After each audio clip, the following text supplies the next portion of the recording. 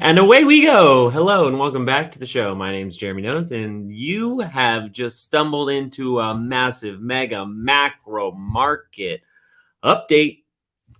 If you're on Instagram, tap on in. Hello, YouTube and Twitch. Thanks for watching the replay.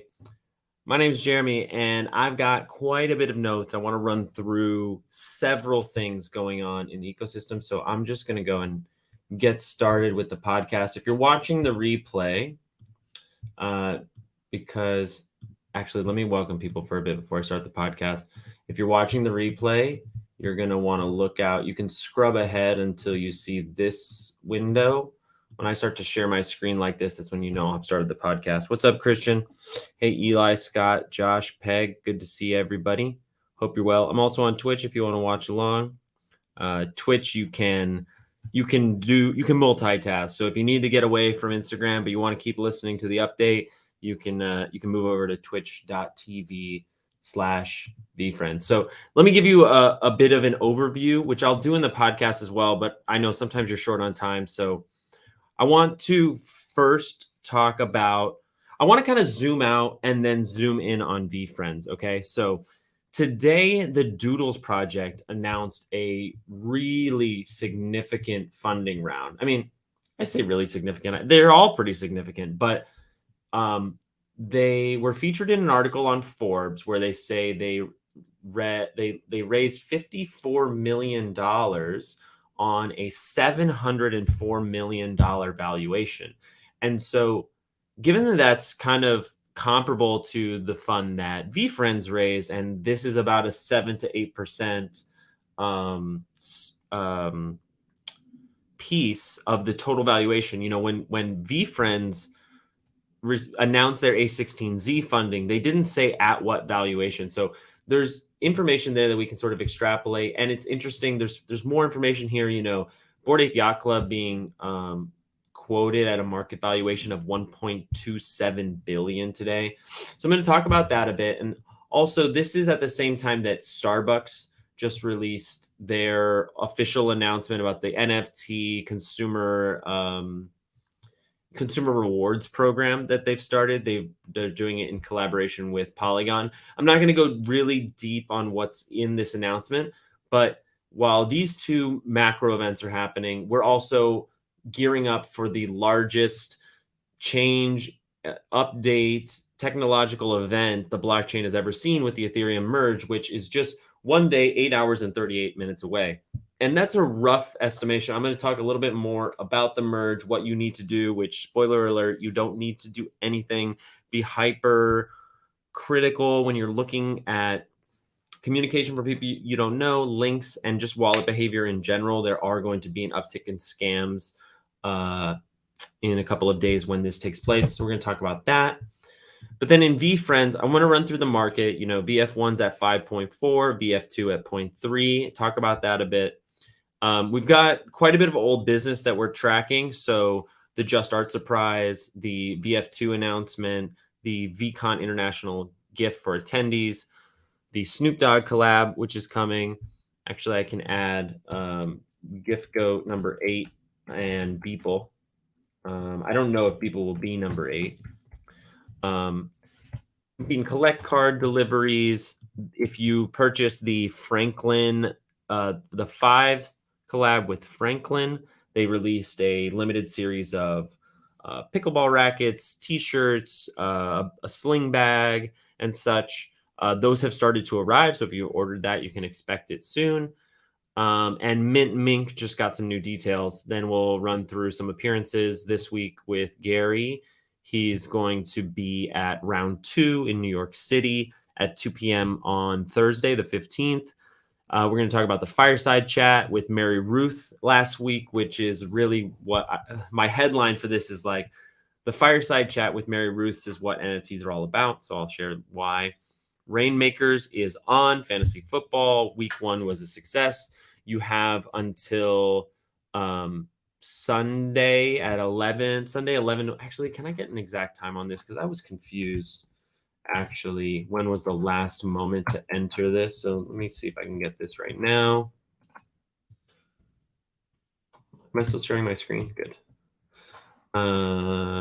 So I want to search VeeFriends. Where is it? All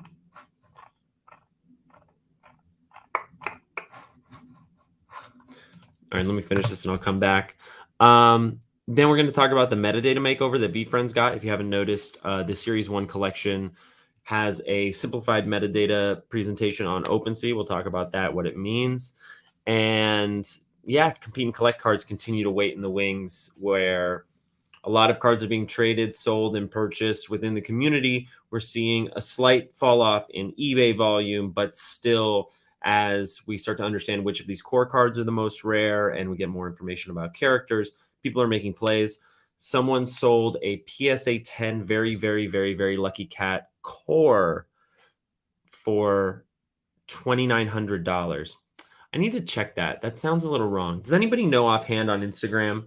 Yeah, Ben, this intro is being recorded here on Instagram and YouTube. And then in a moment, I'll record for the podcast. I'll run through everything I just said. I just want to give people a rundown in case they're short on time, and then I'll go into more depth in the podcast. But who saw the PSA 10 sale? Because the buyer was asking $5,000, but they accepted an offer, and I want to say it was $2,900, but that sounds maybe not right. If it's actually a good kind of segue into a blog post that, oh no, see, so that's not the site. VeeFriends released this How to Value VeeFriends Collectibles, which is a great rundown. Like basically, if you've ever watched an episode of oh, that is the correct one. Good. And that's what my notes say. Cool. Thank you, Eli. This is, if you've ever seen an episode of Trash Talk, it's kind of that rundown, what the major marketplaces are, some of the differences, eBay versus StockX, specifically how to look for sold and completed items on eBay. So you're getting real comparable sales instead of the market listing price. And if in the case of the Black Cat, you have an accepted best offer, they actually link out to this site called 130 Point. So let's see. I guess I typed it in wrong. 130 Point. Let me just Google it. 130point.com. Yeah, I must have just spelled it wrong. So I actually haven't used this site. I'm pretty sure I'm on the right one. I'm just checking this out. Yeah, thanks, Ben. Yeah, it'll be posted in, it's a bit of a long one. It might be posted in about an hour and a half.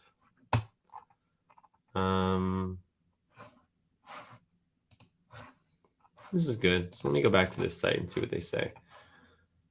The VeeFriends Compete and Collect gifted Go for 101 was listed for $5K, but the seller accepted an offer, and 130 Point shows the accepted price, which was $1,575. So if I just search gifted gopher, maybe would it come up? It sure does. Okay, this is really nice. Yeah, so you can see that doesn't seem to say the asking price, but it does say, oh, here. Oh, no, sale price. Okay, so it's both. So these were auctions. I see. Look, we're learning together. Number of bids. And here's the one that they're talking about right there. So I'll leave that up. That's helpful. And DraftKings, let's get a specific time on this. Take me to the VeeFriend League. No VeeFriend League. Okay, I'll go to the shortcut. If you're lost looking for the VeeFriends League, you can go to the. I have a lot of tabs open, don't I? Okay, let me go here.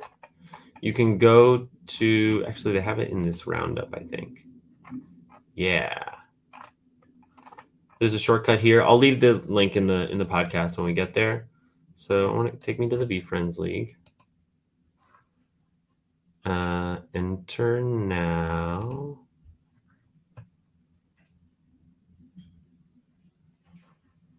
Okay, the contest hasn't started yet. Oh, the contest has already started. Wait a minute. Okay, so I'm going to assume that the link that they have in the blog is actually for last week's competition. This is good that this is happening before I record the podcast. Thanks everybody for the patience. Let me say hi to Twitch really quick.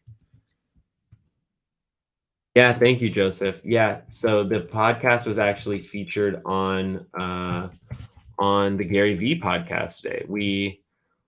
I mean, it wasn't featured, but our episode 167 was the Garyvee audio experience today, which was really cool.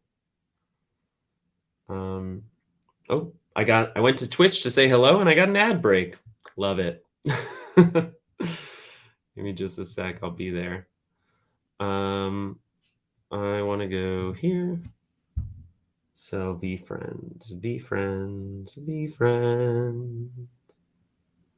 As you can see, there are a lot of DraftKings leagues.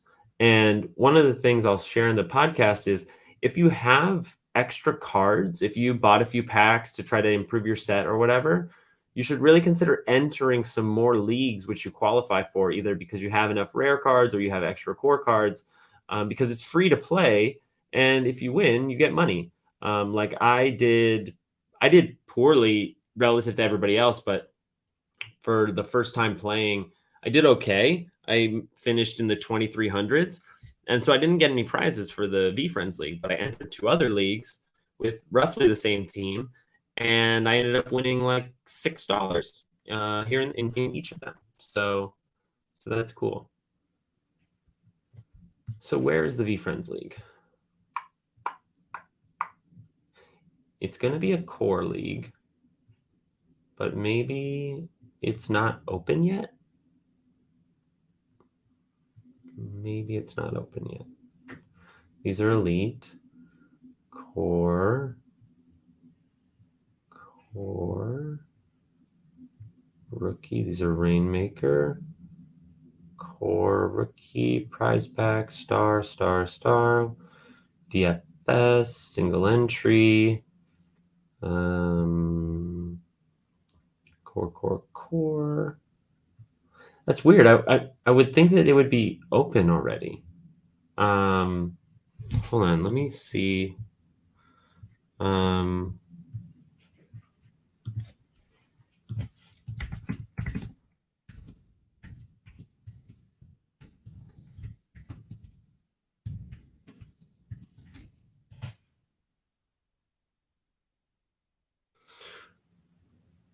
Yeah, isn't that cool?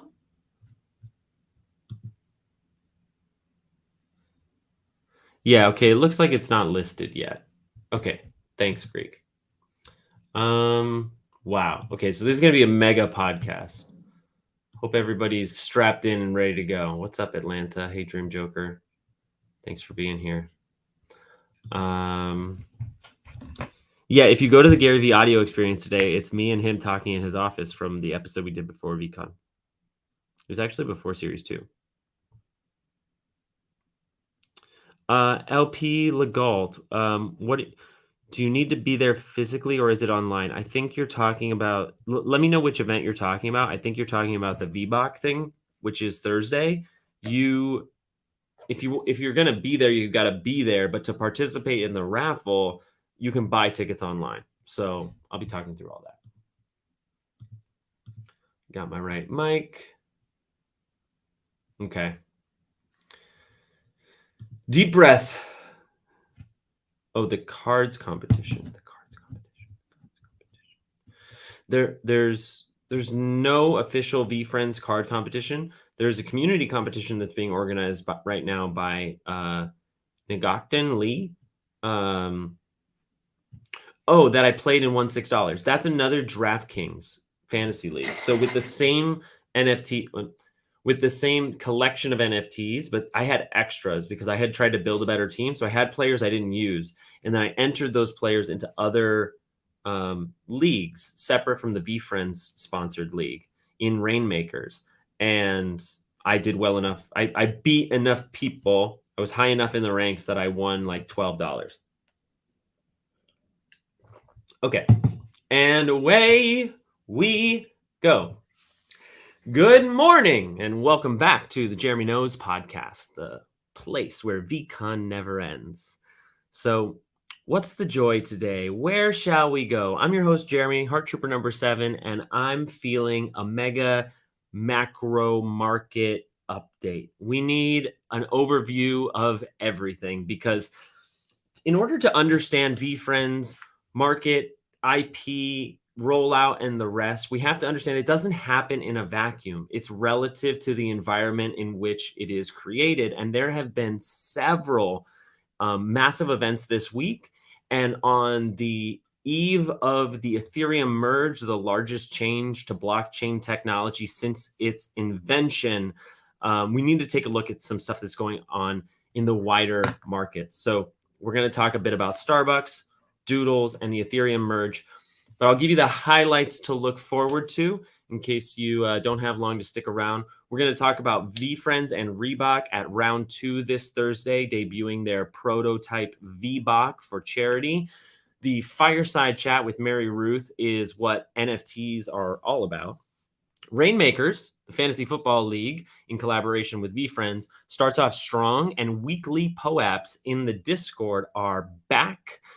VeeFriends gets a metadata makeover, which is quite interesting and has also changed the role structure in the Discord. And Compete and Collect cards are waiting in the wings for announcements about IRL tournaments and more, as this week a PSA 10 Lucky Cat core card sold for $2,900.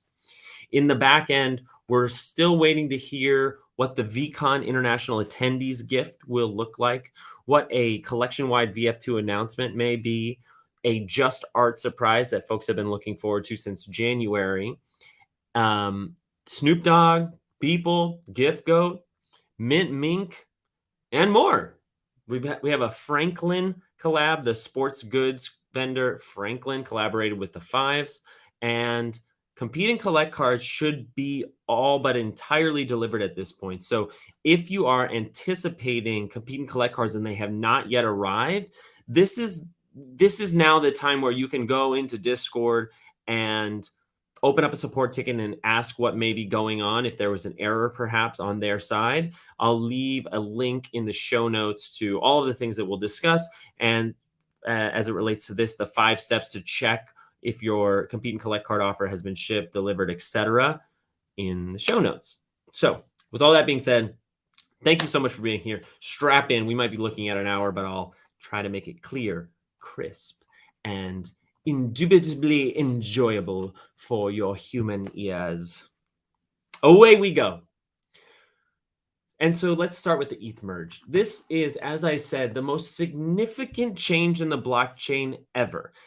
Please take a moment to appreciate that by being in the Ethereum ecosystem at this time, September of 2022, you are truly participating in history. Now, with that being said, it is very important to highlight that as a user of Ethereum, there is absolutely nothing required of you to participate in the merge except to observe. There is no claiming of new Ethereum. There is no bridging over your assets. There is nothing required of you. And I really want to just hammer this point home, because as ETH forks with the, I shouldn't say forks, as ETH merges with the Beacon proof of stake chain and the new Ethereum mainnet, henceforth after the merge block, will move from proof of work to proof of stake. Everything that is on chain, all data, all code, all smart contracts, all assets, non-fungible and fungible, will move on to the proof of stake chain and will be the Ethereum mainnet. Now, we know that within 24 hours of that merge, there will be a fork of the previously existing Ethereum, and it will be called ETHW for Ethereum Work. That is not the Ethereum mainnet. And you may see scammers in the space seeking to get you to change networks and do something nefarious on this no longer Ethereum mainnet, ETHW. With all that being said, there's a lot of technical things that I don't fully understand, and you don't necessarily need to, but the knowledge is power in this sense. But this is not just news for those of us who are participating.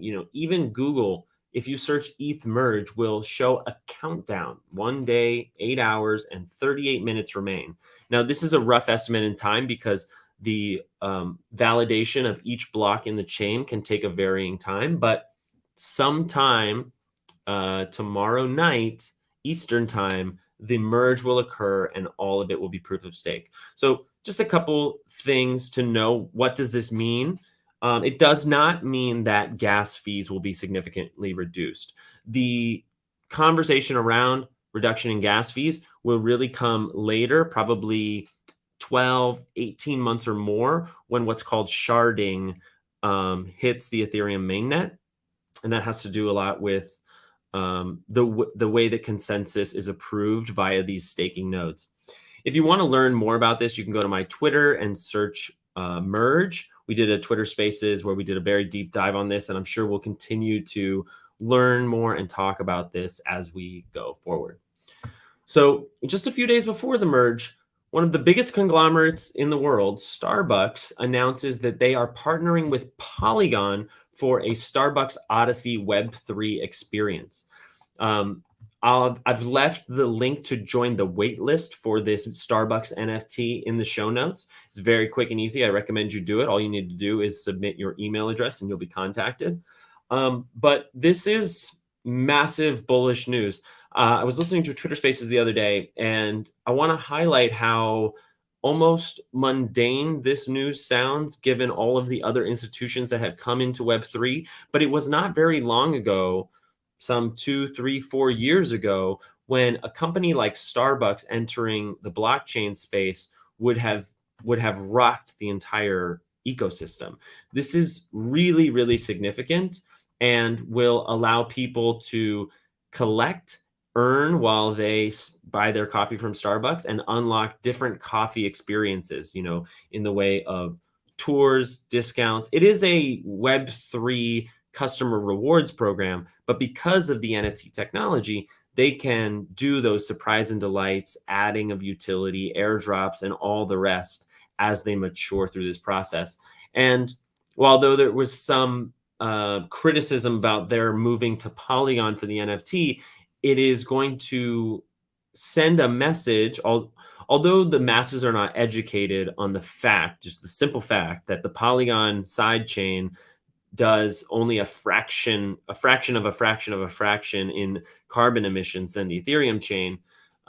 It does show that they have that long-term sustainability in mind. It's a headline here in the article, and it's ultimately going to be more welcoming to the onboarding of existing Starbucks customers who will undoubtedly interact with this program soon and then have to decide whether or not they participate.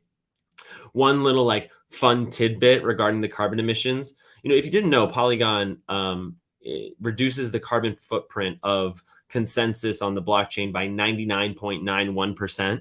And I don't know if this is totally accurate, but somebody tweeted that the amount of tweets sent on Twitter complaining about the carbon footprint of the new Starbucks program probably generated more carbon emissions than the project itself. So that is quite interesting.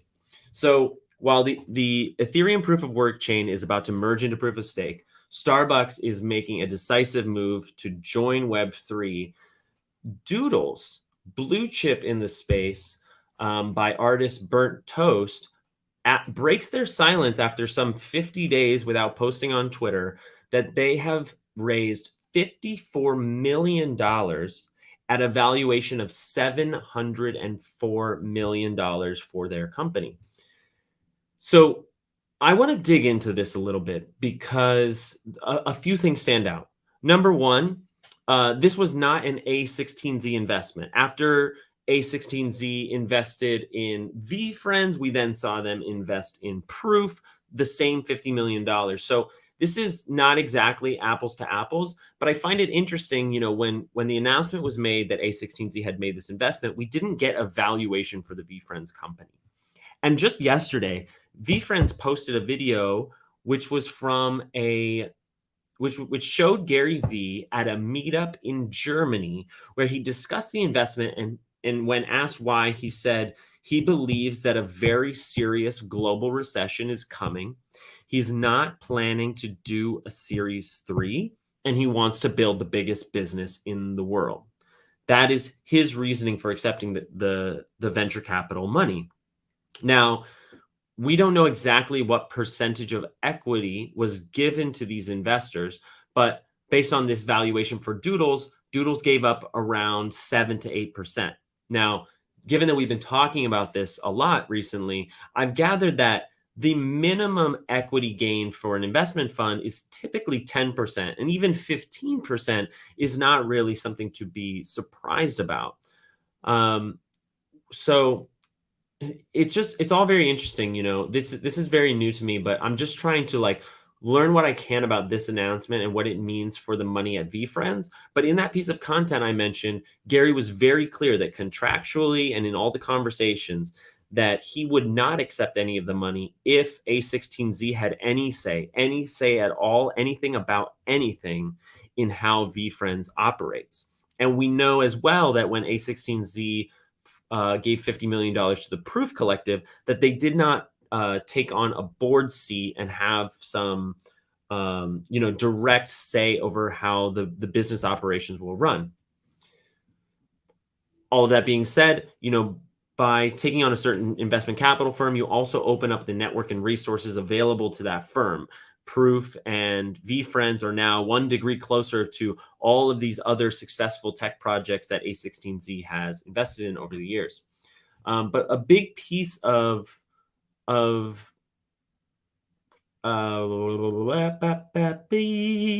guess landing the deal with an investment fund is being able to present a plan for revenue and return on investment for those investors. So if you look at the Forbes article that was released highlighting this $54 million raise from Doodles, a few things stand out.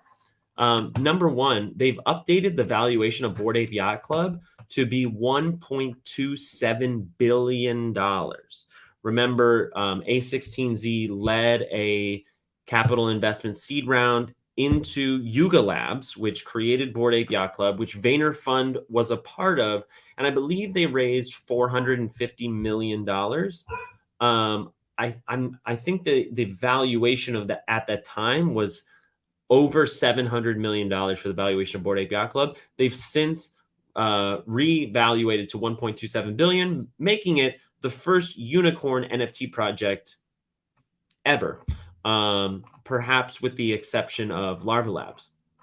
But here at the bottom, there are some clues here about where Doodles is going. Doodles' music NFT project will be released in partnership with Columbia Records in the next 6 months.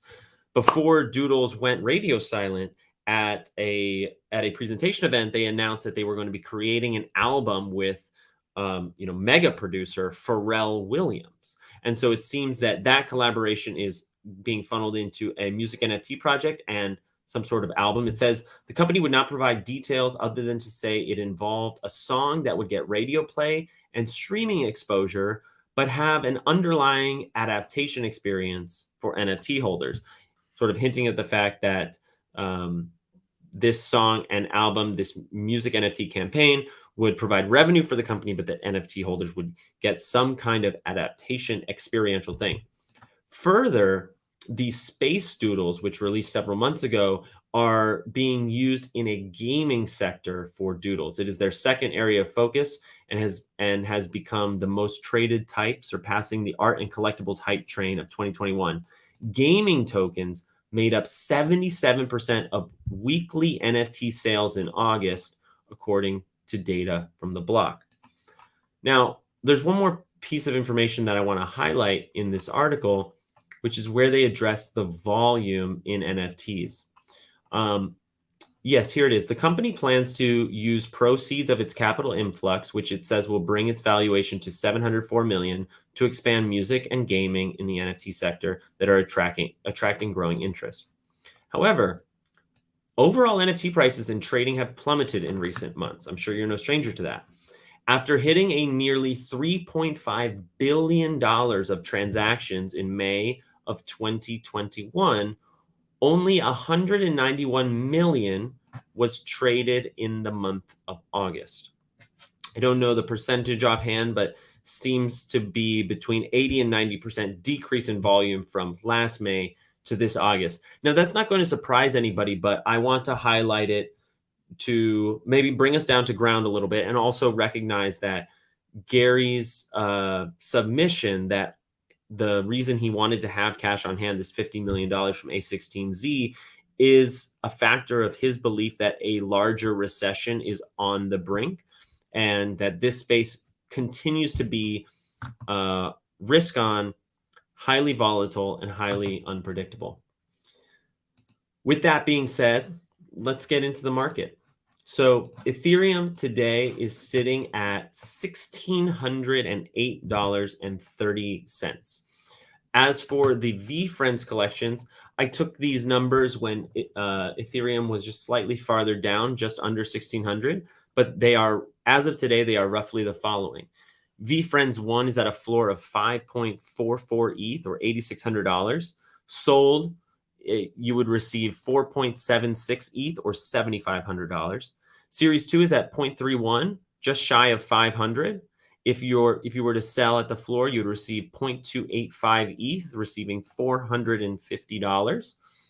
VCon tickets, which are anticipating a activation with Snoop Dogg, are at 0.25 ETH at $400, and the seller would make $363 on that sale. The mini drops collection is at a floor of 0.03, but the gift goat airdrops are at a floor of 0.1 or $158, and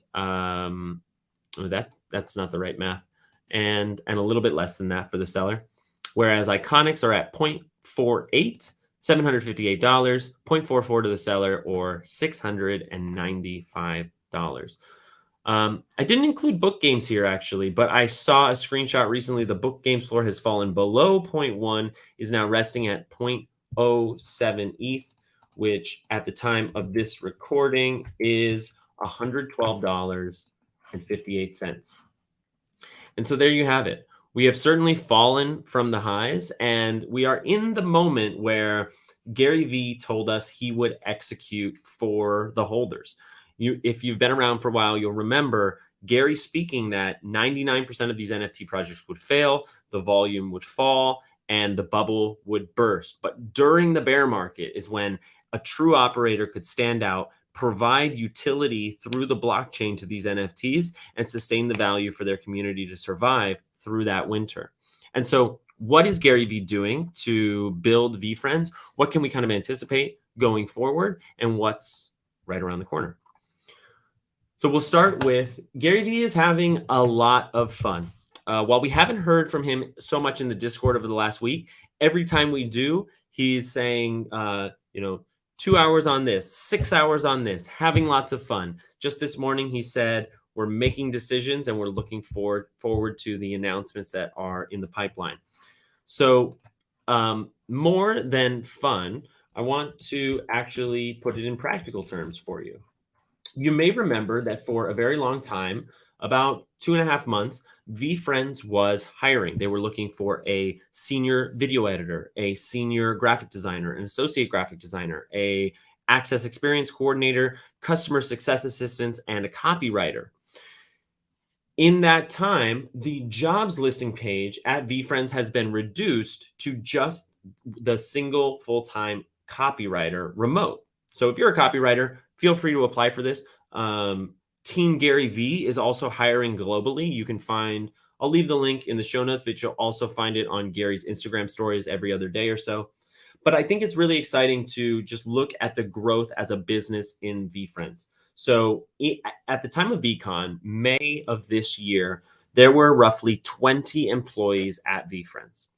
Now, by the time end of July hit at the national and the A16Z announcement was made, we learned that there were 35 employees at VeeFriends, and presumably some of this cash was meant to hire more. And seems they have. I feel pretty confident to say that the VeeFriends company is now at 40 employees or more.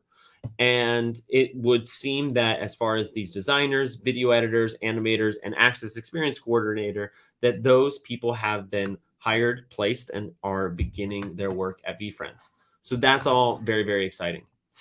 In terms of activation for the community and front-facing experiences, we're looking next at the VeeFriends Reebok collab, and let's just dive right into it. So you may have seen a teaser of this prototype sneaker that VeeFriends made with Reebok called the Veebok. The associated character is the aspiring alpaca. And while this is a prototype, it does seem that they have intention to develop the actual to market shoe. Aspiring alpacas didn't get a free shoe during this activation. They instead got raffle tickets to the charity event that is set for Thursday, September 15th at 10 a.m. in New York City. So the way that this works, this is an international offering. For $5 raffle tickets, you can enter a raffle to win one of these 5 prototype shoes. The link to buy those raffle tickets is not available yet. It will be released during the event, probably around 10 a.m. on Thursday. Couple things to highlight here. The 5 pairs of sneakers are prototypes. So if you do buy a raffle ticket and win, you may not be able to choose your shoe size. It says here, the sizes vary and are not electable to choose from. Winners will be given shoes based on availability, and these are an extremely limited prototype. However, again, this is open to the public, although there will be an early access line for VeeFriend holders who had the sneaker shop seen in Series 2, and Series 2 Aspiring Alpacas got 1 free raffle ticket, whereas Series 1 holders of the Aspiring Alpaca got 5 free raffle tickets. The claim window for those free raffle tickets has passed. It doesn't hurt to ask in the VeeFriends Discord, but that window has passed at this point. I hope to see you there. I live in New York City, so I will be in attendance. Gary will also be there for an appearance from 2 to 3 p.m., and according to the blog post, it would seem that that he's going to give special attention to the VeeFriends that are there. Next up, last week we had a fireside chat with Mary, Ruth, and Garyvee. So there's a little bit of alpha to share about this conversation and what might have come out of it. But more so, I want to highlight, like I said at the beginning, that this is really what NFTs are all about. I was lucky enough to attend, and there was a small group of maybe 24 people who had purchased 10 of the Accountable Anteater multivitamins in order to attend. And it was very personal and intimate time with these 2 highly successful business leaders. Not only did we get more context on their relationship and how they interact with each other, but we spent a lot of time discussing raising a family, parenting, boundaries, grinding at your business, and the balance that comes from all of those things. There were a bunch of fun moments. I have some notes here, so I'm just going to piecemeal. Selfishly, my favorite moment was as I came into the space, Gary noticed me and made a comment about alpha being my juice, and that he actually considered making an announcement during that session in order to give me something to share with you now. And he looked up and he paused for a second and he changed his mind. He said, "I'm changing my mind now, and instead I'll give you something else." Now, I want to highlight this is not financial advice, and Gary highlighted the same, but he told us that the character Curious Crane has been getting some momentum with a brand partner. He didn't say specifically what, but that there was something about this activation that got him very excited. Now, beyond the alpha, that Curious Crane, I think, will land in the top 50 of most people's VeeFriends rankings. Curiosity is one of the 13 attributes in the 12 and a half book. And in the lead up to the whole NFT saga and the launch of VeeFriends, Gary was talking a lot about curiosity and it being such a strength for people not to say no to new things before they've actually tried and tasted it. So we know curiosity is very important. Cranes, elegant animals, and I'm sure there's something there regarding the whole bird group in VeeFriends. But what I want to really highlight for you here was how he presented the alpha, because we're seeing more and more, I think, after the euphoria of last May with those highs of volume, like I talked about, with the backlash and unrealized losses for so many VCon ticket buyers when Gary was very excited about the artist announcement of Snowfro on the VCon tickets. And just the way that the market in the early days of VeeFriends would respond with euphoria and FOMO to any collection that Gary would name. We've now seen him make a decisive shift, be less likely to call out, which character or collection is better than the other, and really allow the operation of the business to speak for itself. But he said something specifically here. He made a preface. He's like, I don't want someone to go out and buy Curious Crane just because I said this. And he said, I don't want it to be like the old days where I would say something and people would just go out and buy it because I said it. And for some reason that stuck out to me, the quote unquote old days. The old days were hardly over a year ago, but whether through time, whether through Gary's relationship to the wider space, or even his own VeeFriends project, a distinction has been made. And I think many of us who have been here through that time see a distinction parsed out through time. So we truly have begun at VeeFriends. It was always a meme in the VeeFriends community. We haven't even started. This is a 55-year project. We haven't even started. They haven't even sang the national anthem. It's not even the first inning. But I feel pretty confident at this point with the old days, the launch, Series 1, book game, Series 2, and all the rest. Looking forward to a larger character development-driven announcement in the fall that VeeFriends has officially begun. And so welcome to the roller coaster ride. In this fireside chat, they both talked about faith to a large degree.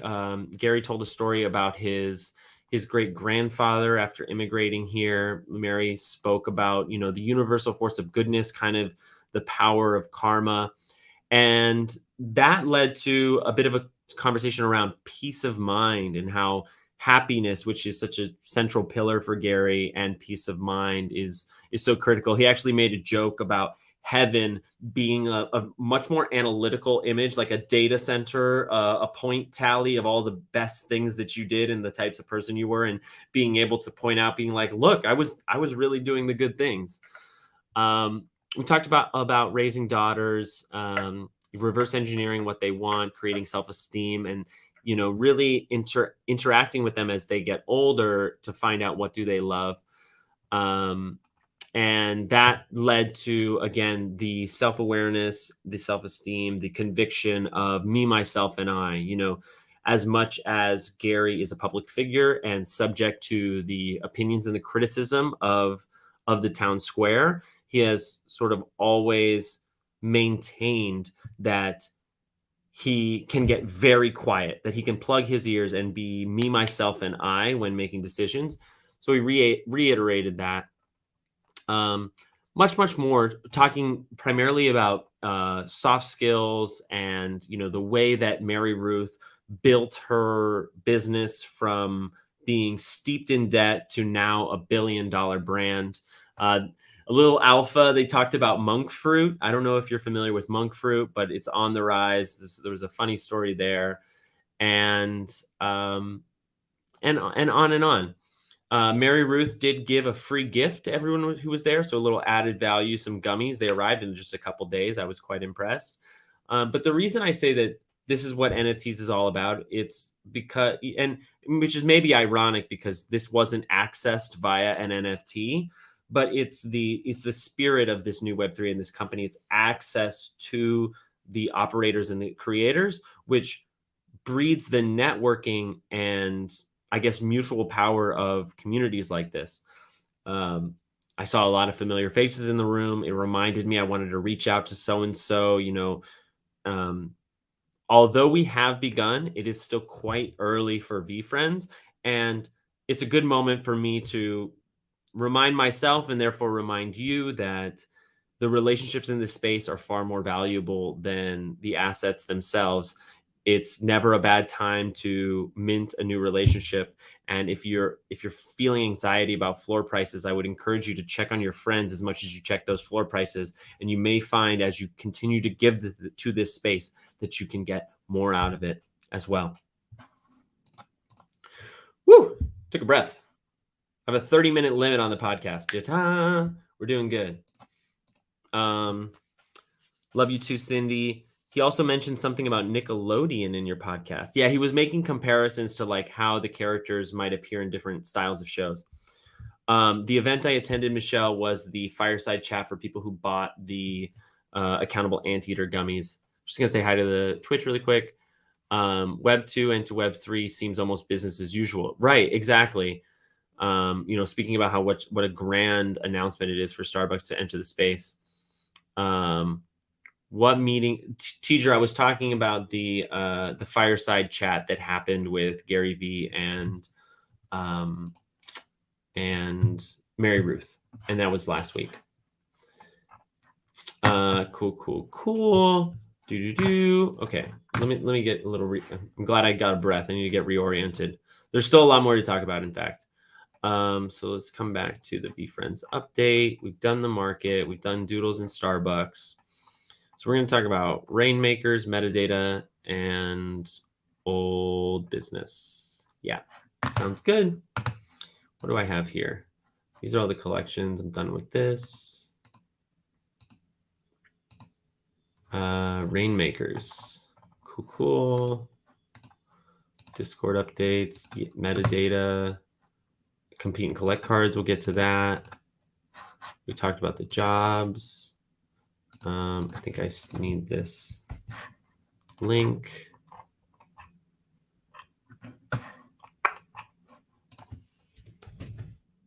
Okay. What am I jumping into next? Rainmakers.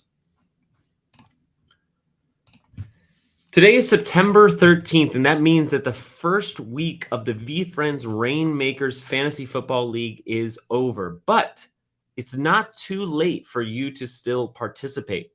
If you haven't caught what's going on with Rainmakers, here's a recap.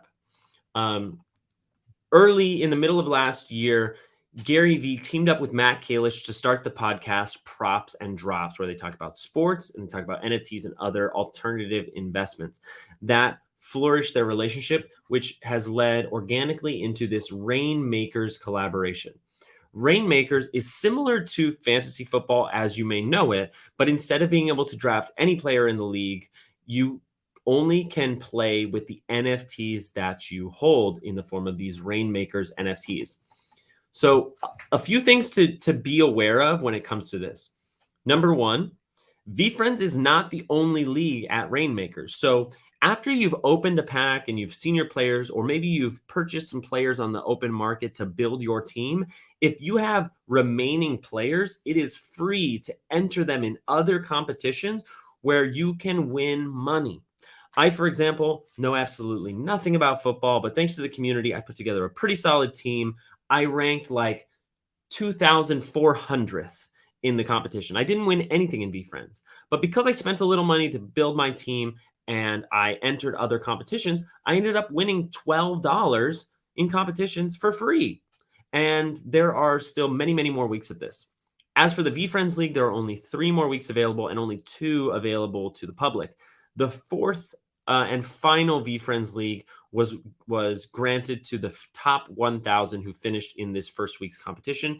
And so if that's you, congratulations. Can't wait to cheer you on and hope you win. I'll remind you that with the close of this first week, people in the community won a Gratitude Gorilla Series 1 Gary originally owned, and 2nd through 5th place all won Series 2 Gary originally owned, all at the 5-yard line scene. Those characters in order are the Innovative Impala, the Daring Dragonfly, the Truculent T-Rex, and the You're Gonna Die Fly.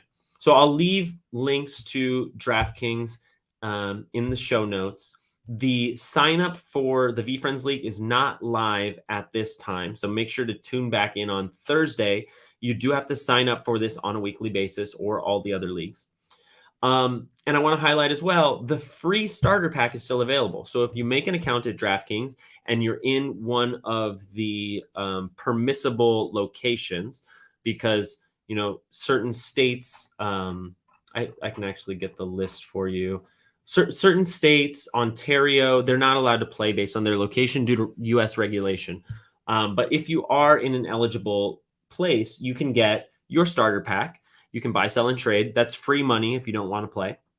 And you also can get a discount on a superstar one card pack. Last thing about Rainmakers is these are seasonal NFTs. So although this is the first, and there may be some value attributed to the first edition of these Rainmakers NFTs, you will not be able to use Rainmakers NFTs from this season in next season's fantasy football. So just be aware of that as you're considering, perhaps spending on players later in the season to do better.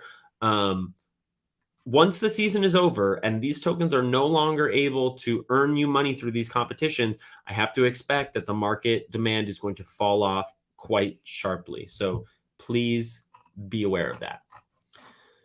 Moving forward, VeeFriends got a metadata makeover. So this is really, really interesting, something I wasn't anticipating. It actually happened about a month ago. If you had gone to any given Series 1 NFT, you would have seen 13 different metadata boxes. The original bid price that won it at auction, the rarity, the wallet address of the original minter, the group that it was in, a category, whether it was a bird, a mammal, creature, adjective, animal, conference, etc. And VeeFriends has decided to simplify this into 4 or 5 attributes. And so if you go to the collection, you will see this. There's an example here on screen. The adjective and animal have been combined into one. Instead of motivated and monster, we have motivated monster. Addition has also been combined into one. We still see the rarity, whether core, rare, very rare, epic, or spectacular. And the token benefit, either an admission, an access, or competition token. Everything else has been removed. As far as the OG price and the OG buyer, I know that's very important to some folks. All of that is still available on the blockchain. If you go to any of these individual assets and link out to the Etherscan transaction where it was minted, you'll be able to see all that information, the wallet minted and the price, etc. But this doesn't just make it easier to filter and find tokens on OpenSea. This also has translated into the Discord. So if you've been around in Discord since verifying for channels began, you will know that there are several category-based channels. That looks like creatures, humans, birds, amphibians, invertebrates, dinosaurs, and the rest, just art, for example. There used to be holder chats dedicated for those categories. Those channels have been removed and reduced to Series 1 and Series 2. What's fun about this, if you have claimed those roles in the past, you won't be able to claim them anymore. For example, my Heart Trooper is a creature. So when I claimed my roles previously, I got a creature role and it gave me access to the creature channel. Now, if I reclaim my roles, I'll just have Series 1 holder, but the role previously is still there. And so these different roles are in a way kind of like an OG indicator, an indicator that at least before September 2022, you were in the VeeFriends Discord and participating in the community. A few other updates have come to VeeFriends that I think are really great. They've added a category called What is VeeFriends? This is 5 channels that much more succinctly explains the story between the different collections. You may feel as I do, given that I talk about this a lot and I feel like I'm tracking a dozen sort of ongoing hints and activations that we're waiting for, that it can be a bit daunting to explain VeeFriends succinctly. And there's still a lot of information to digest, and it depends on what your foundation on NFTs and the like is. Your knowledge about Garyvee is very critical to understanding the collection. But this series of channels really helps. So we have Series 1, Series 2, book games, mini drops, and finally, my favorite, activations. I'd really encourage you, even just while you're listening to this right now, go to Discord, find VeeFriends, and find this activations channel in What is VeeFriends, and give it a scroll, because what they've done is created a summary of every single VeeFriends activation that they have done since the inception. I mean, I haven't tracked it to see that they didn't miss anything, but I trust that they did it right. So it's fun to scroll through and see all of the little things, big and small, that have been offered to holders of Series 1 and 2 since the inception last May. They've also simplified sort of the basic education channels. We now have a NFT 101 category with how to NFT, Web3 security, and information about hardware wallets, which is very, very nice to see. And lastly, in the community section, they've added a feedback channel. So in this feedback channel, it will take you out to a Google form in which you can submit feedback for VeeFriends.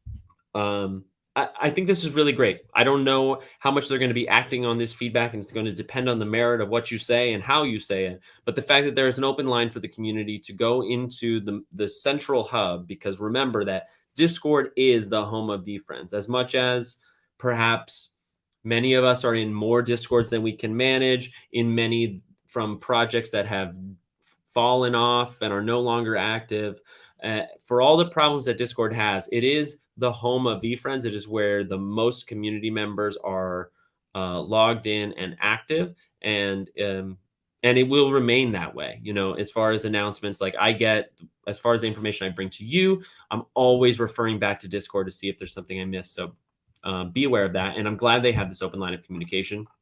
Also, for the fantasy season, there are several channels at the bottom of the server that will help you just engage throughout the process. There's a how to play, there's an updates announcements channel, giveaways, a chat, and then channels per week. Something I forgot to mention in Rainmaker, so I'm glad we came back around to it.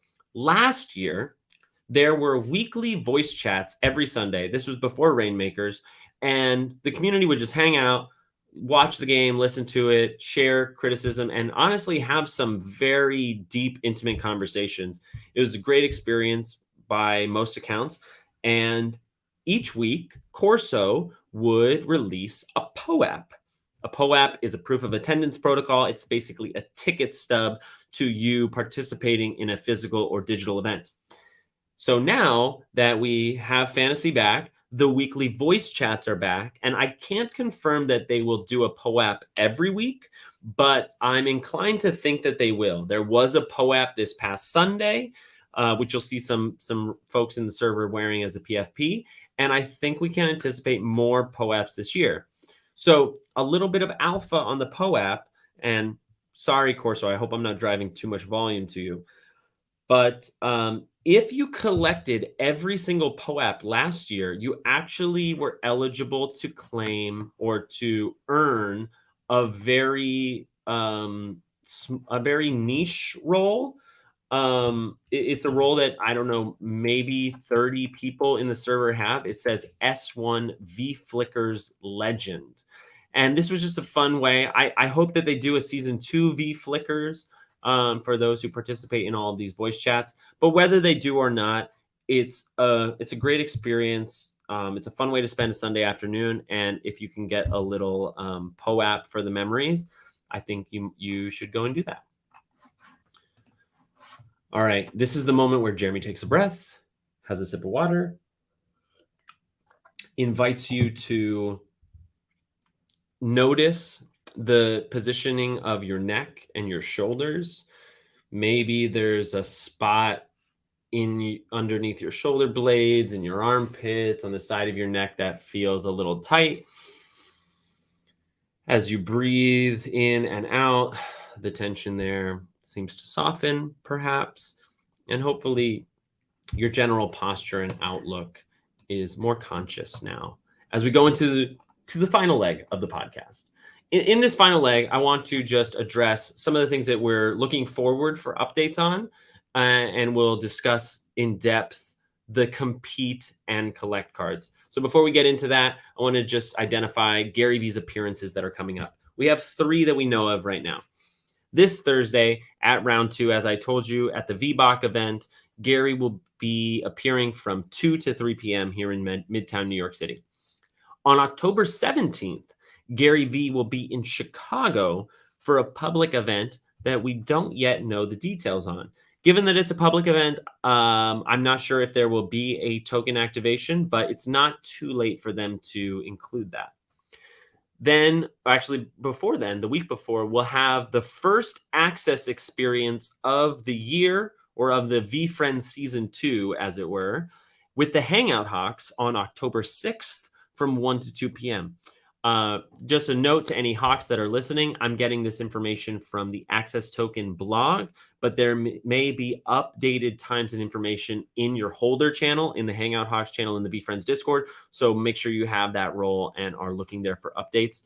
Your point person there is Daniel D, if you need any more updates. And then following that, the first week of November, we'll see Gary take a tour to 4 cities in Australia. So shout out to the Aussie fam. I hope that's a bunch of fun. All right, let's talk about old business. Firstly, we have the Just Art Surprise.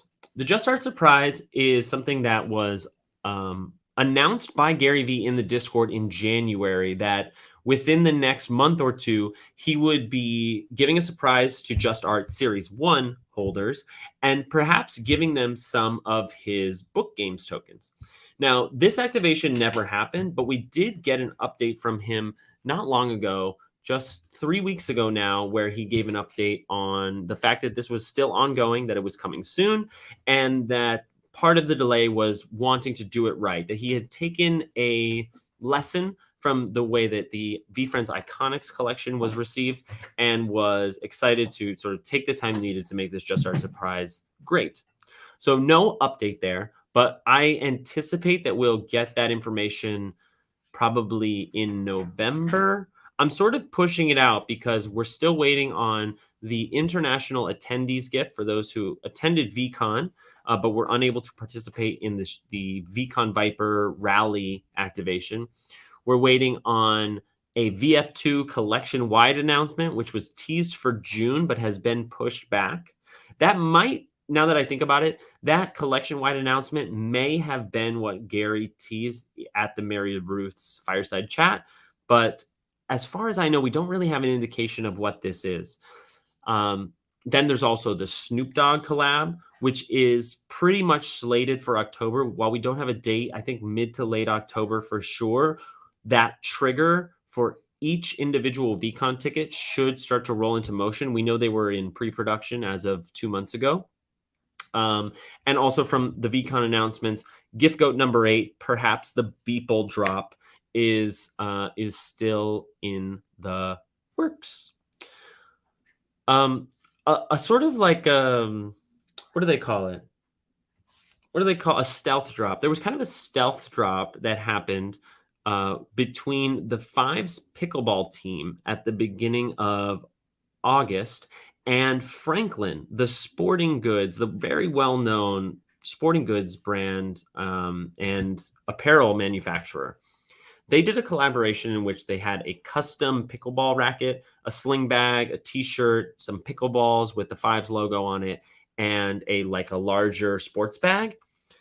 As far as I know, that may still be available. The paddles were limited, but they have started to arrive. So if you caught that, shout out to the Jeremy Knows community who heard about this activation the day that it dropped.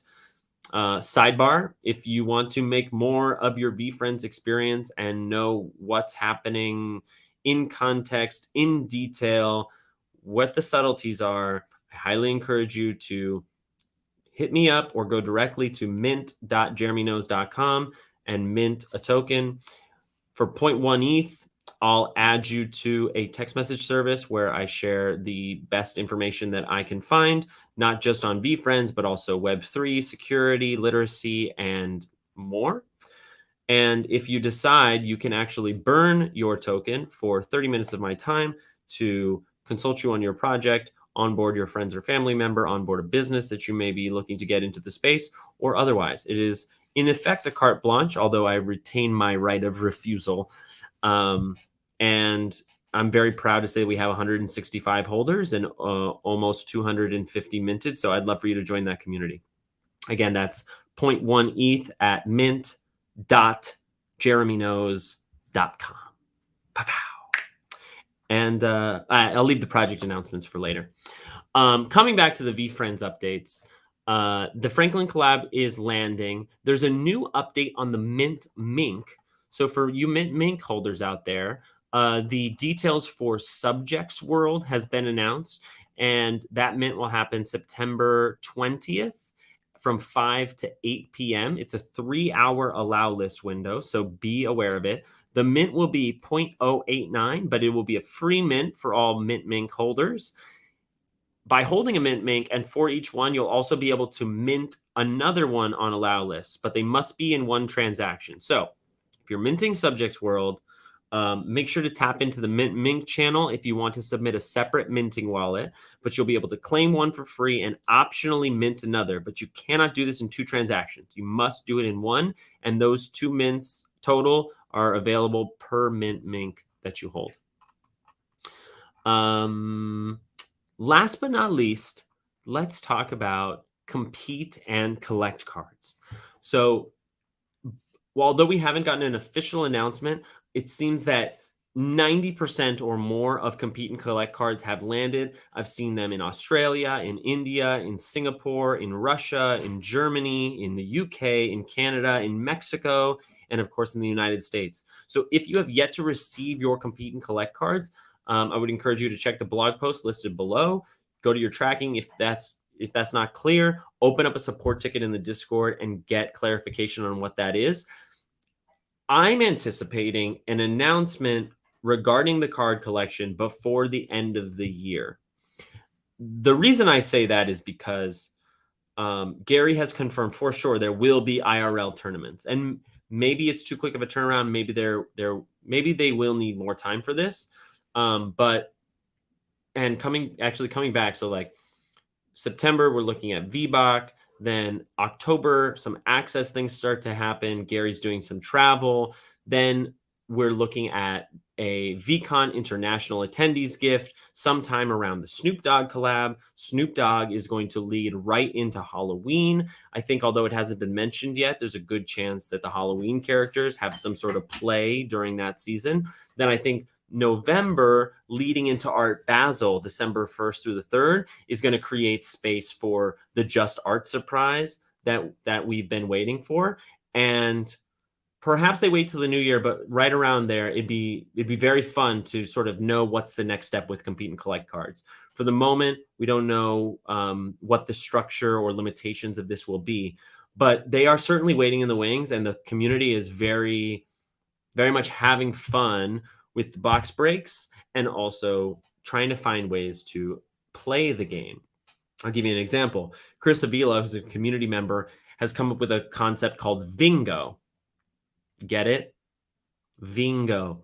And it's very simple. And my favorite part about Vingo is you don't need powerful cards to enjoy playing. It's a 5x5 playboard, 25 cards, any characters you want. They just all have to be different.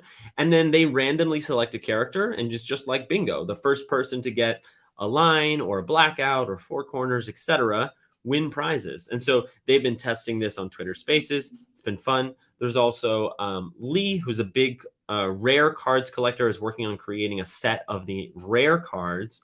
Has created a compete and collect competition. The buy-in for that is $155, and the prizes are a black cat, one of 54 very, very, very, very lucky black cat hoodie, a black cat core card, series 1 spectacular cards, epic compete and collect cards, and on and on and on. I think the consolation prize for those who get out in the first round are 2 rare compete and collect cards. So that's really great. I mean, the valuation of these cards is a little relative.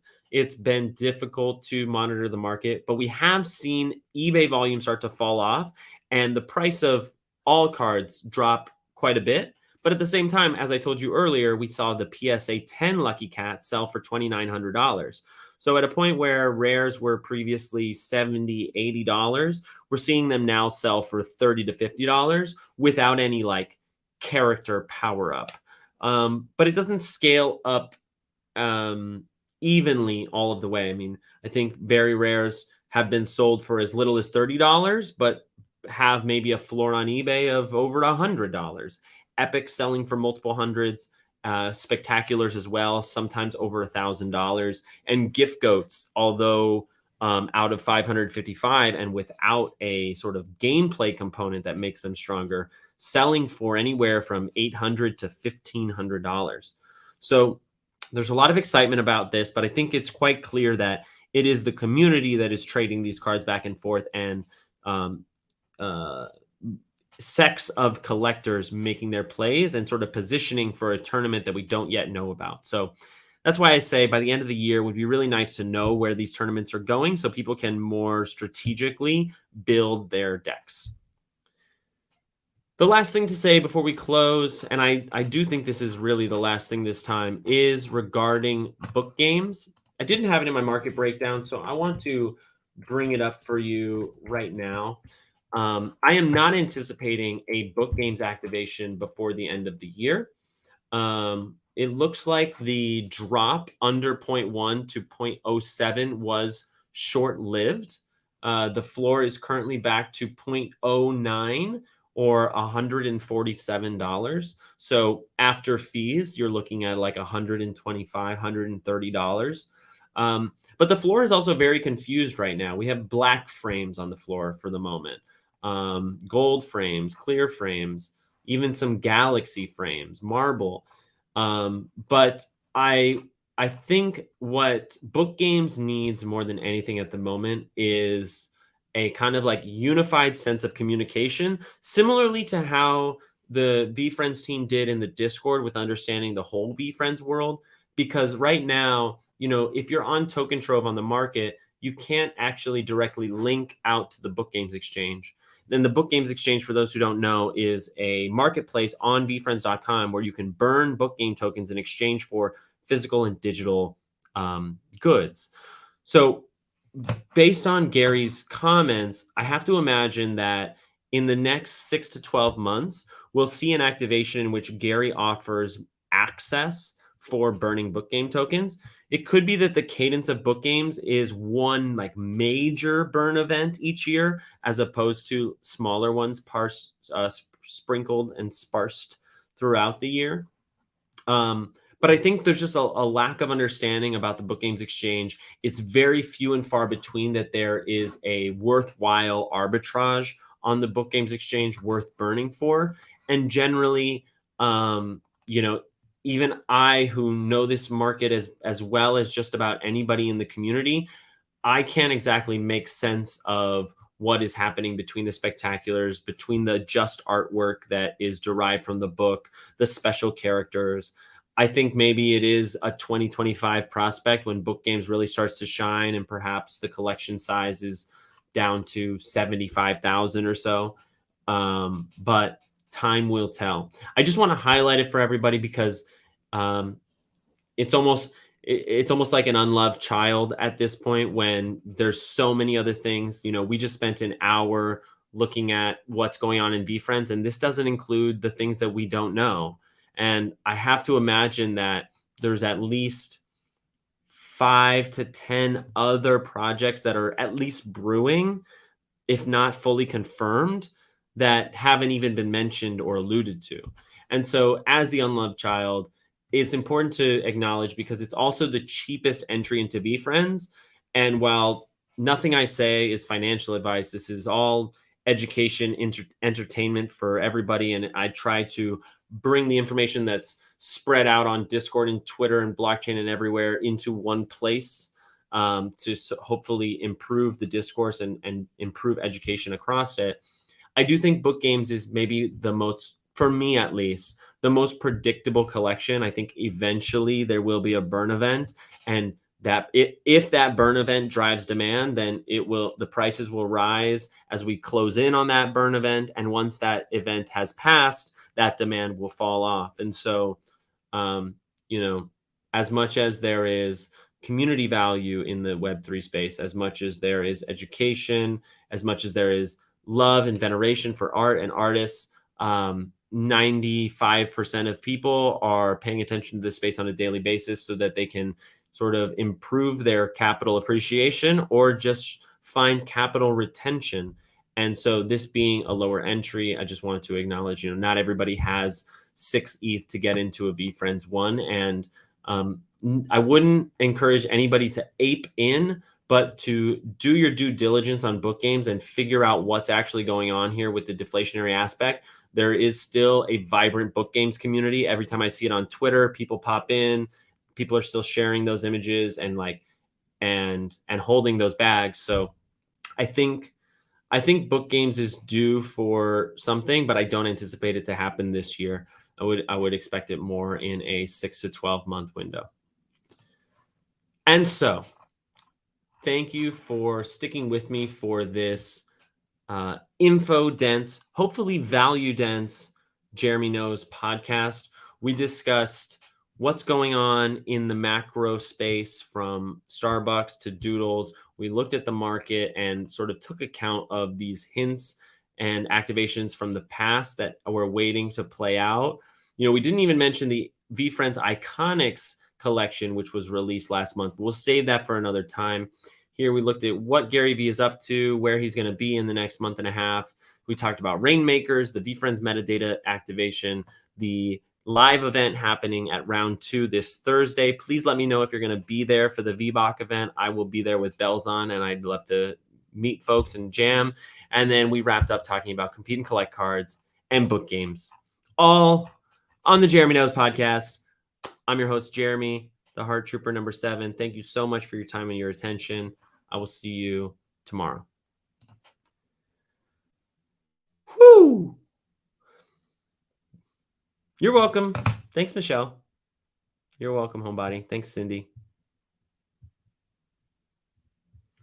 Hey, Simon. Good to see you. What's up, Rax? Da, Carolina, Gabe. Good night, Synchro Van. Thanks for tuning in. I know it's getting late over there. Yeah, shout out to Karu who made this painting for me. Yeah, I really love it too.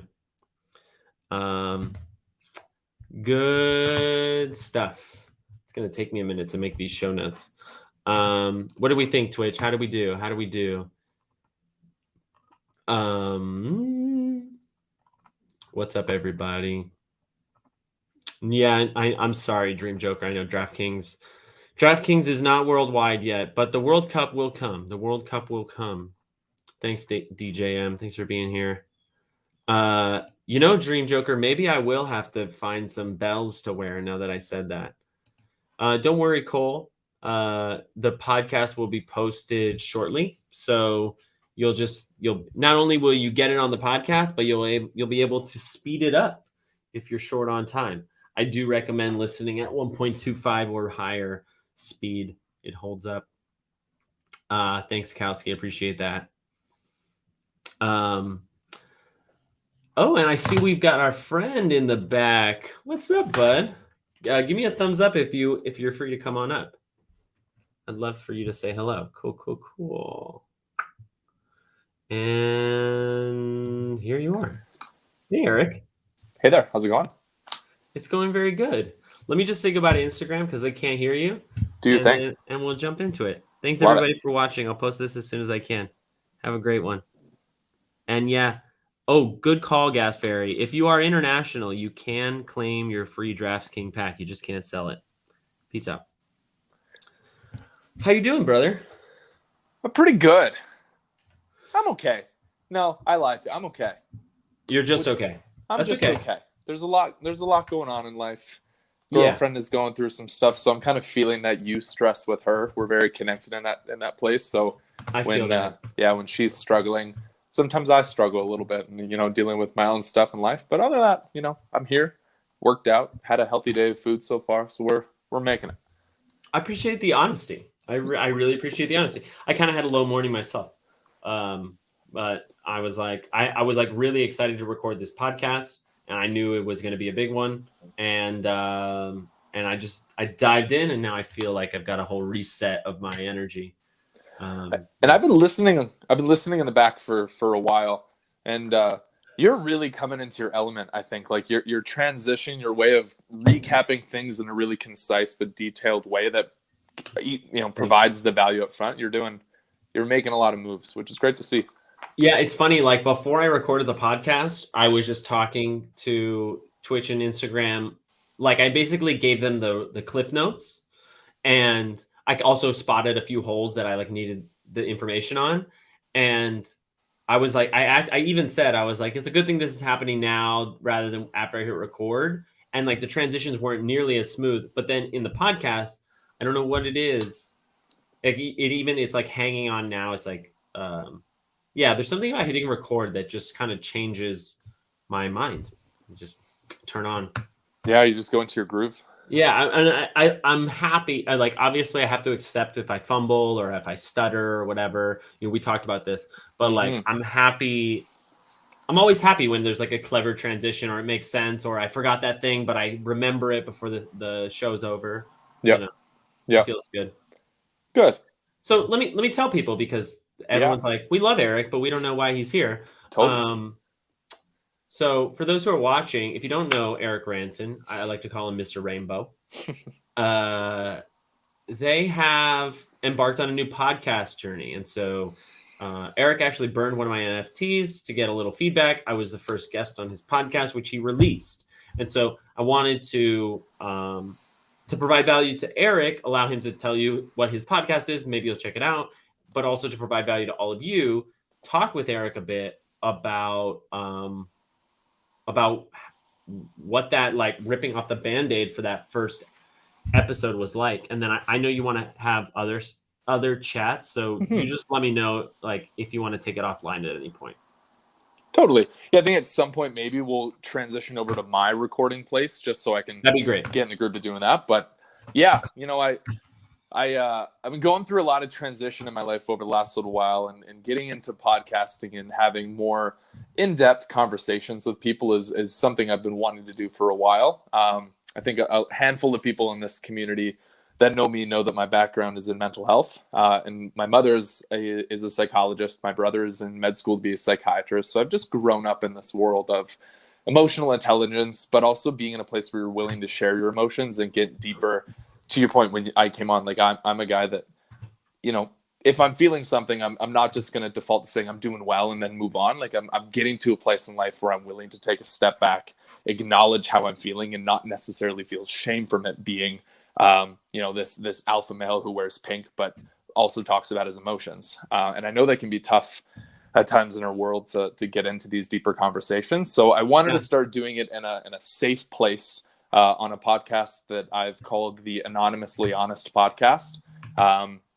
I called it the Anonymously Honest Podcast originally because I've at times felt, like I mentioned, a lot of shame in things I've gone through, things I've experienced, and I haven't wanted to be open and upfront and honest about it. And whether I felt unsafe or I didn't feel like it was the appropriate time or the appropriate person to tell that information to, I would hide behind it, and I wouldn't want to admit it. So the name itself is a little bit of a euphemism towards how I felt in the past, but also I want to give people the opportunity to come on and have very difficult conversations at times and have the freedom to do it in an anonymous way.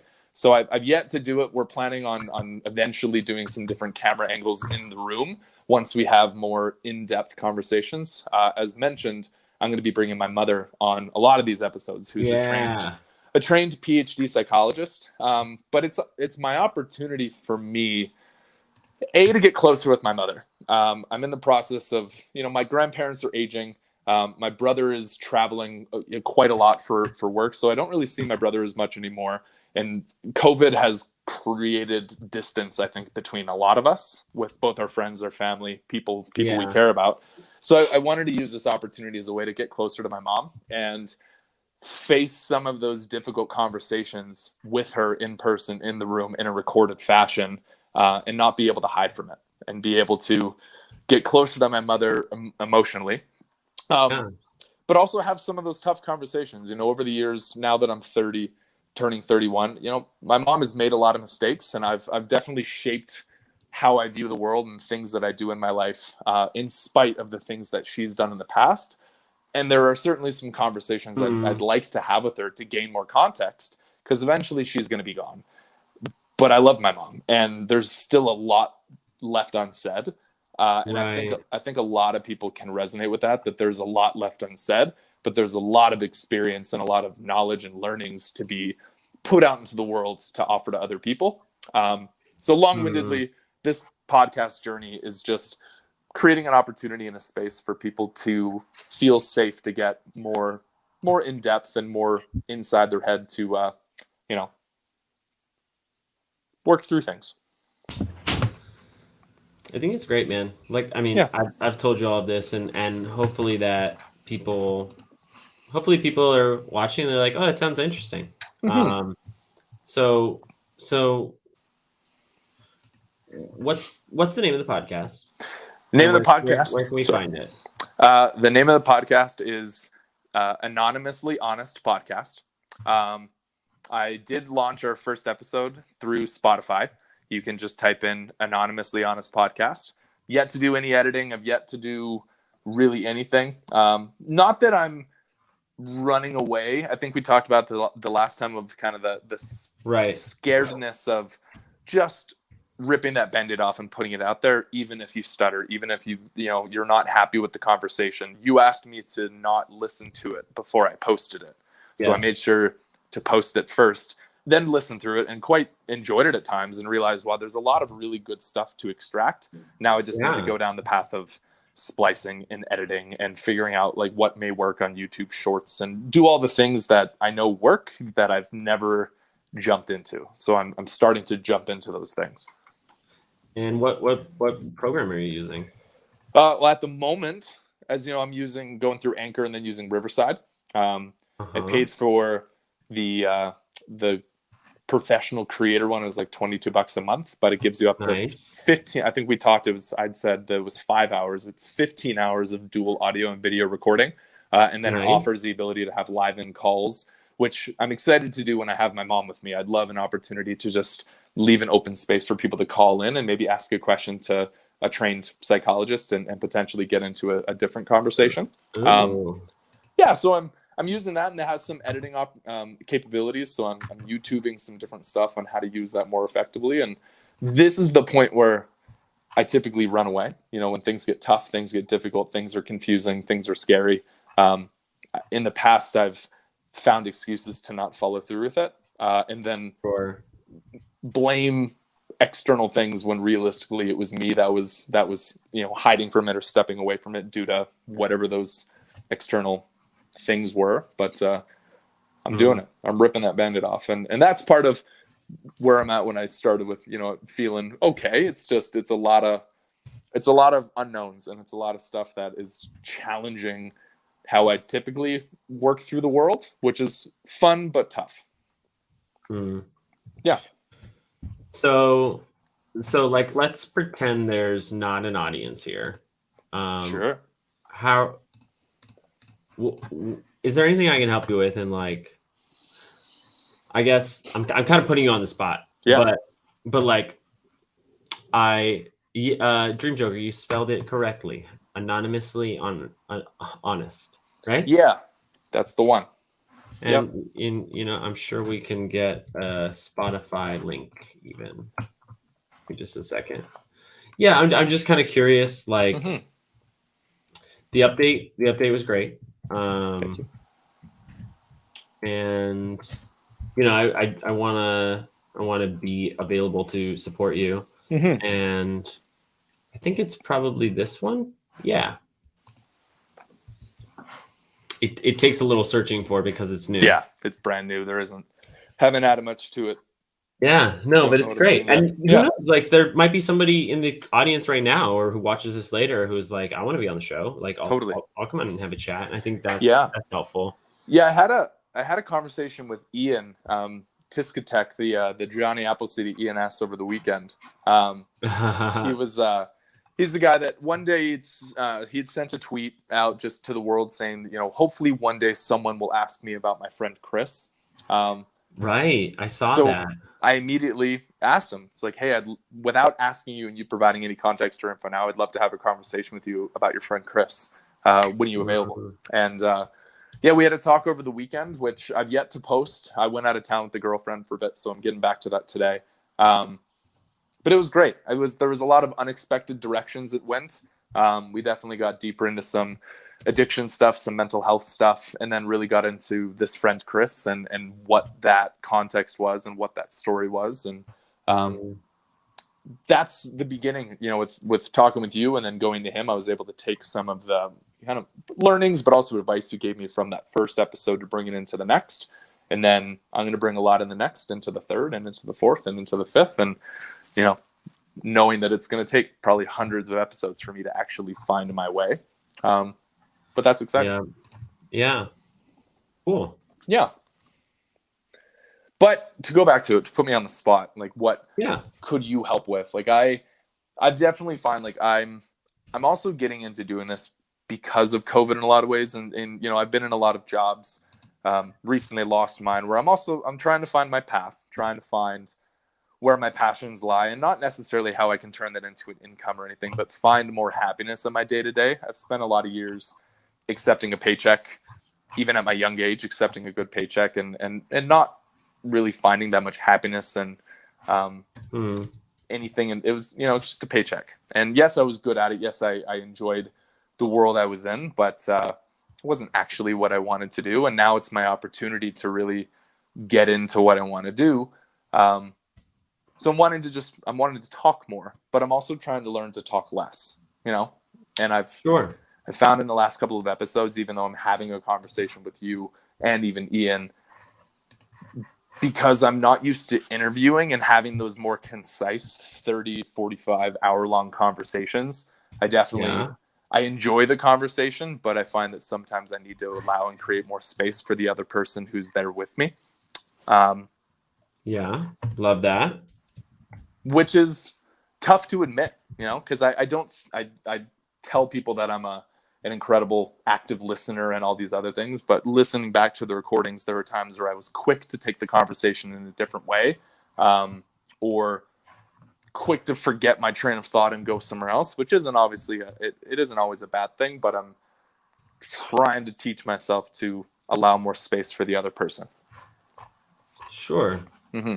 I mean, no, I think that's actually a really important insight. Like, you can do both, but definitely some of the best moments that I've had on podcasts have been just listening and just like creating the circumstance. Because sometimes listening is also intuiting or the preparation to make a space where the person is free to speak. Whether that's like, disarming any insecurities, like depending on the person I'm talking to on a live stream like this, sometimes it's useful to just acknowledge that, this is easy, don't have to worry about it. Like, or sometimes it's like acknowledging someone's accent so they don't feel like it's a hindrance.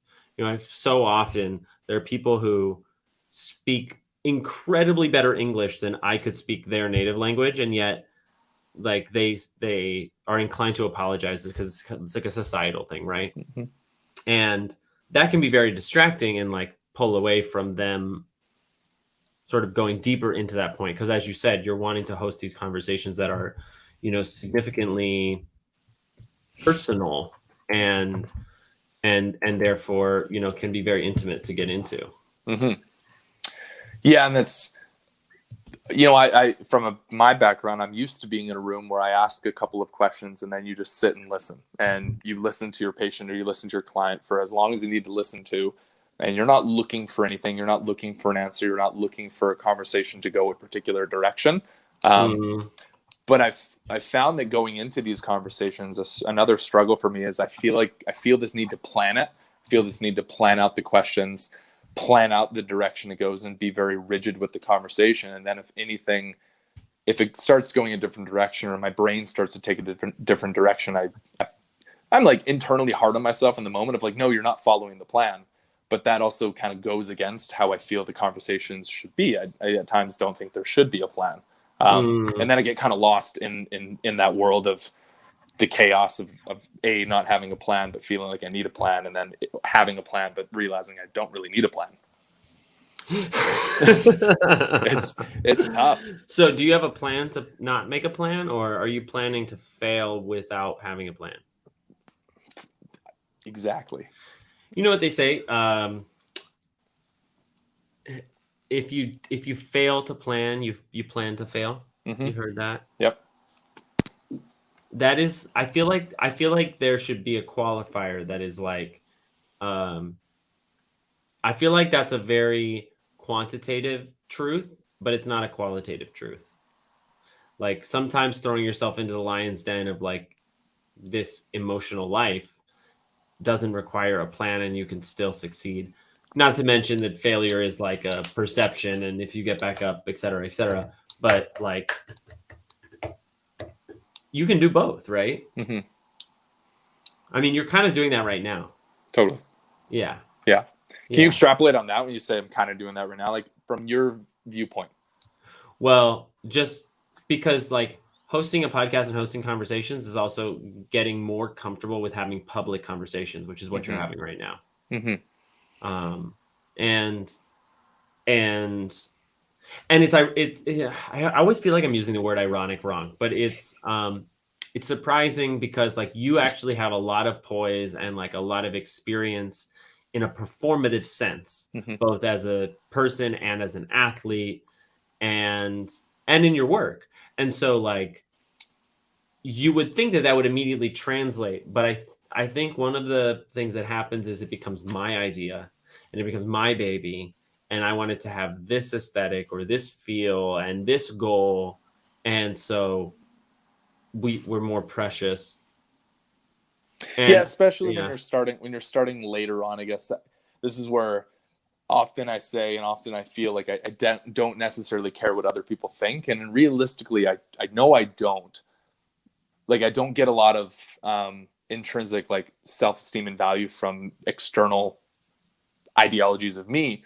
But I look at your podcast, or I look at, I don't compare myself to the Joe Rogans or the Garys or any of those, but I now have a lot of context to see where other people have been able to get to and where other people have their content at and their podcasts or whatever medium they're using. And then I immediately feel the sense of I need to get there, but I don't know the path they took. And then I start second guessing the path that I'm taking. Yes. And I know exactly. Tough. I know that feeling exactly. And it's just really normal. Yeah. Like honestly, there's a part of that just happened like today. Yeah, it's the whole thing of like your chapter 1 is not going to look like someone else's chapter 10. Right. Because like or whatever. Like I'm at least on chapter 3 or 4.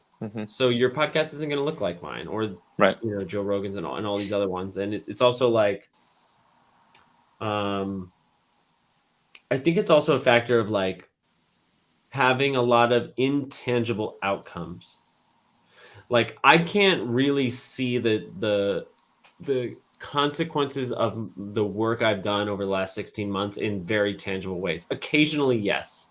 But typically it's based on like Instagram attendance or Twitter engagement or more tangibly like comments and things. But like those comments aren't always there. And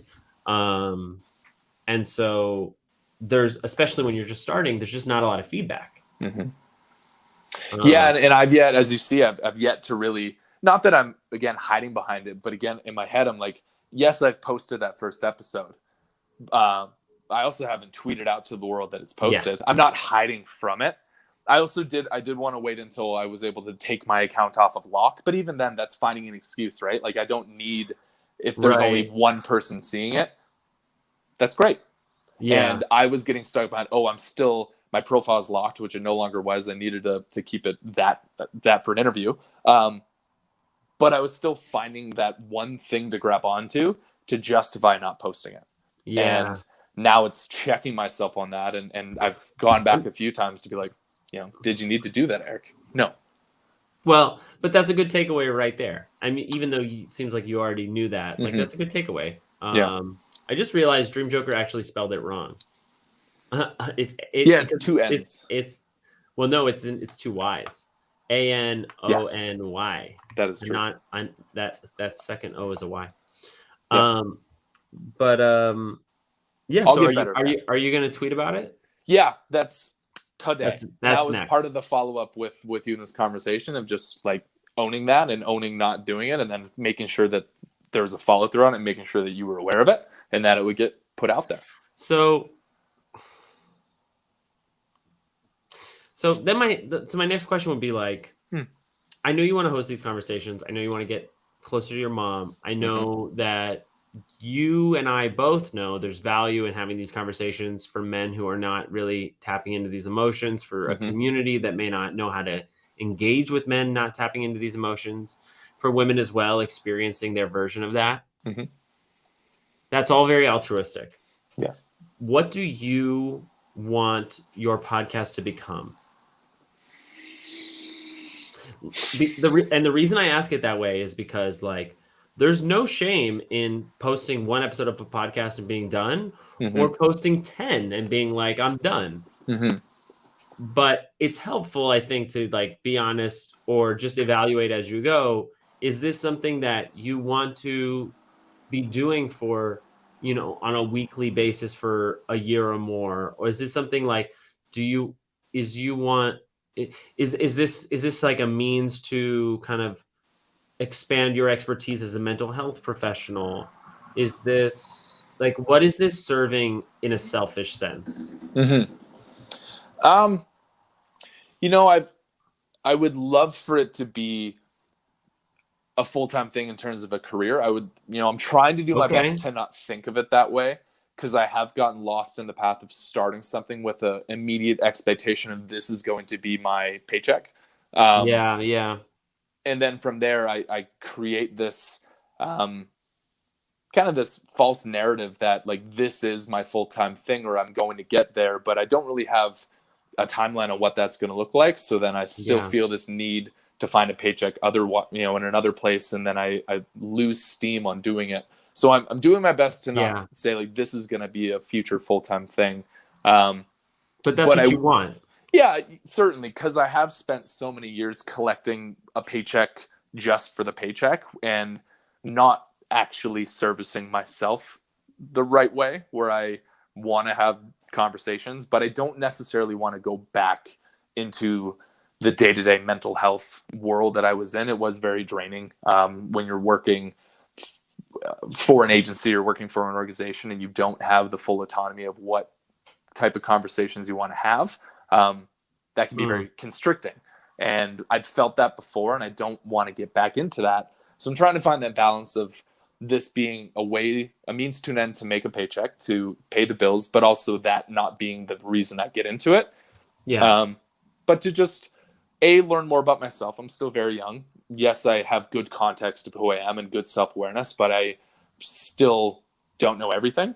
And I want to use those conversations with my mom to get more into that, to understand myself better. So the selfish piece of that is having those conversations, speaking about these things with you, taking notes about sentiments that you point out or things that I, start thinking about in the conversation, and learn from that day by day. So Dream says, is this podcast more focused on mental health or mental illness? Is that accurate?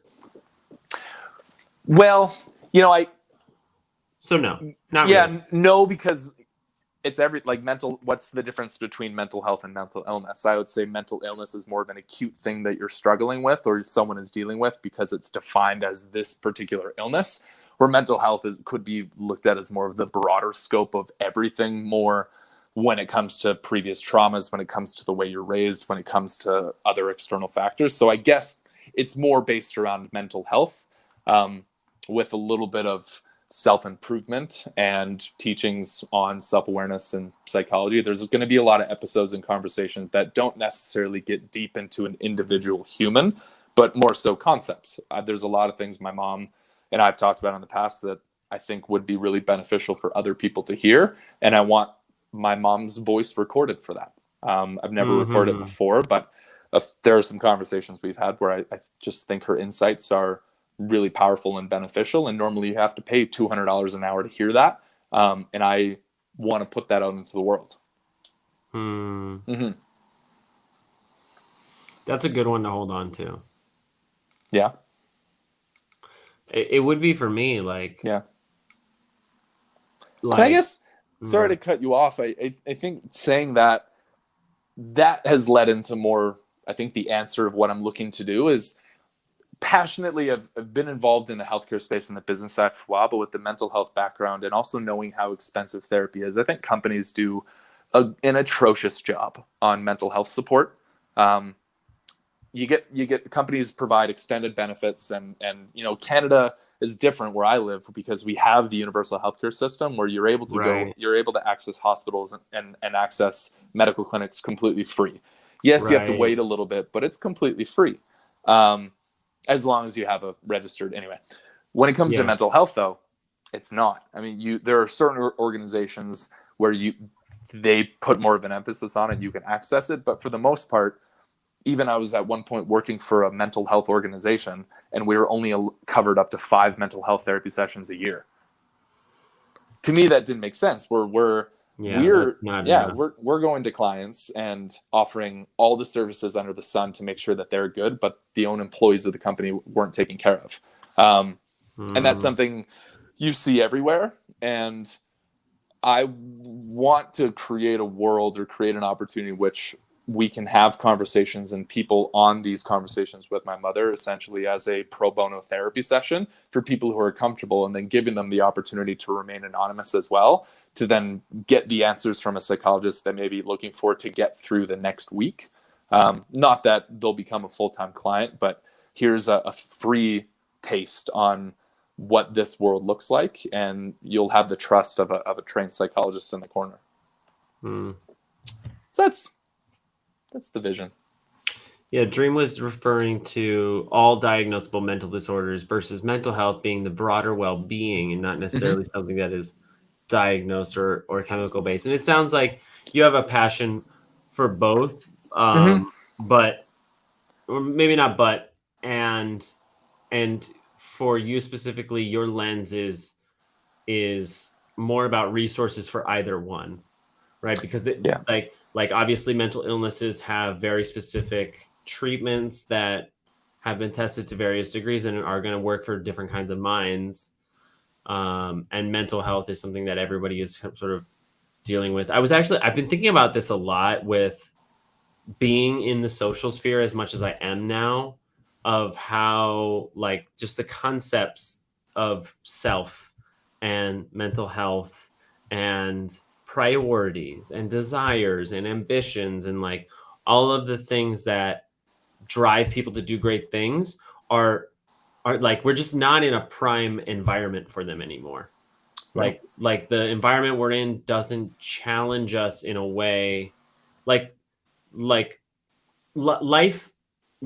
in the Web3 world for most, obviously I'm speaking from my privilege, but I think a lot of people watching this have a smartphone, have a roof over their head, hopefully have a reliable paycheck. Like there's even when it's paycheck to paycheck, you're still dealing with a lot of comfort, and for those of us who don't have maybe as much comfort as we want, there's a lot of very comfortable things that we take for granted, like running water and electricity and the internet. So that's just to mention a few things that make it less urgent, I think, for us to like push outside of our boundaries and do that thing, like the same way that you got comfortable with the check that you were earning and sort of like let these things wait, and the same way you decided not to necessarily post that tweet because it's more comfortable to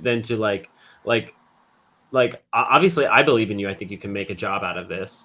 I think it takes years, and I don't know how you do it because I'm still figuring it out myself, but like, we know it's possible. We know it's been done, and it's largely, I think, having consumed enough of Gary's content and where I'm at in my journey, I think the most important things, I feel like there's two very specific things that are very important for it. It's like, what is your purpose for doing it in the first place? Like coming back to your intention, and like how I said, thinking about getting your mom recorded and like,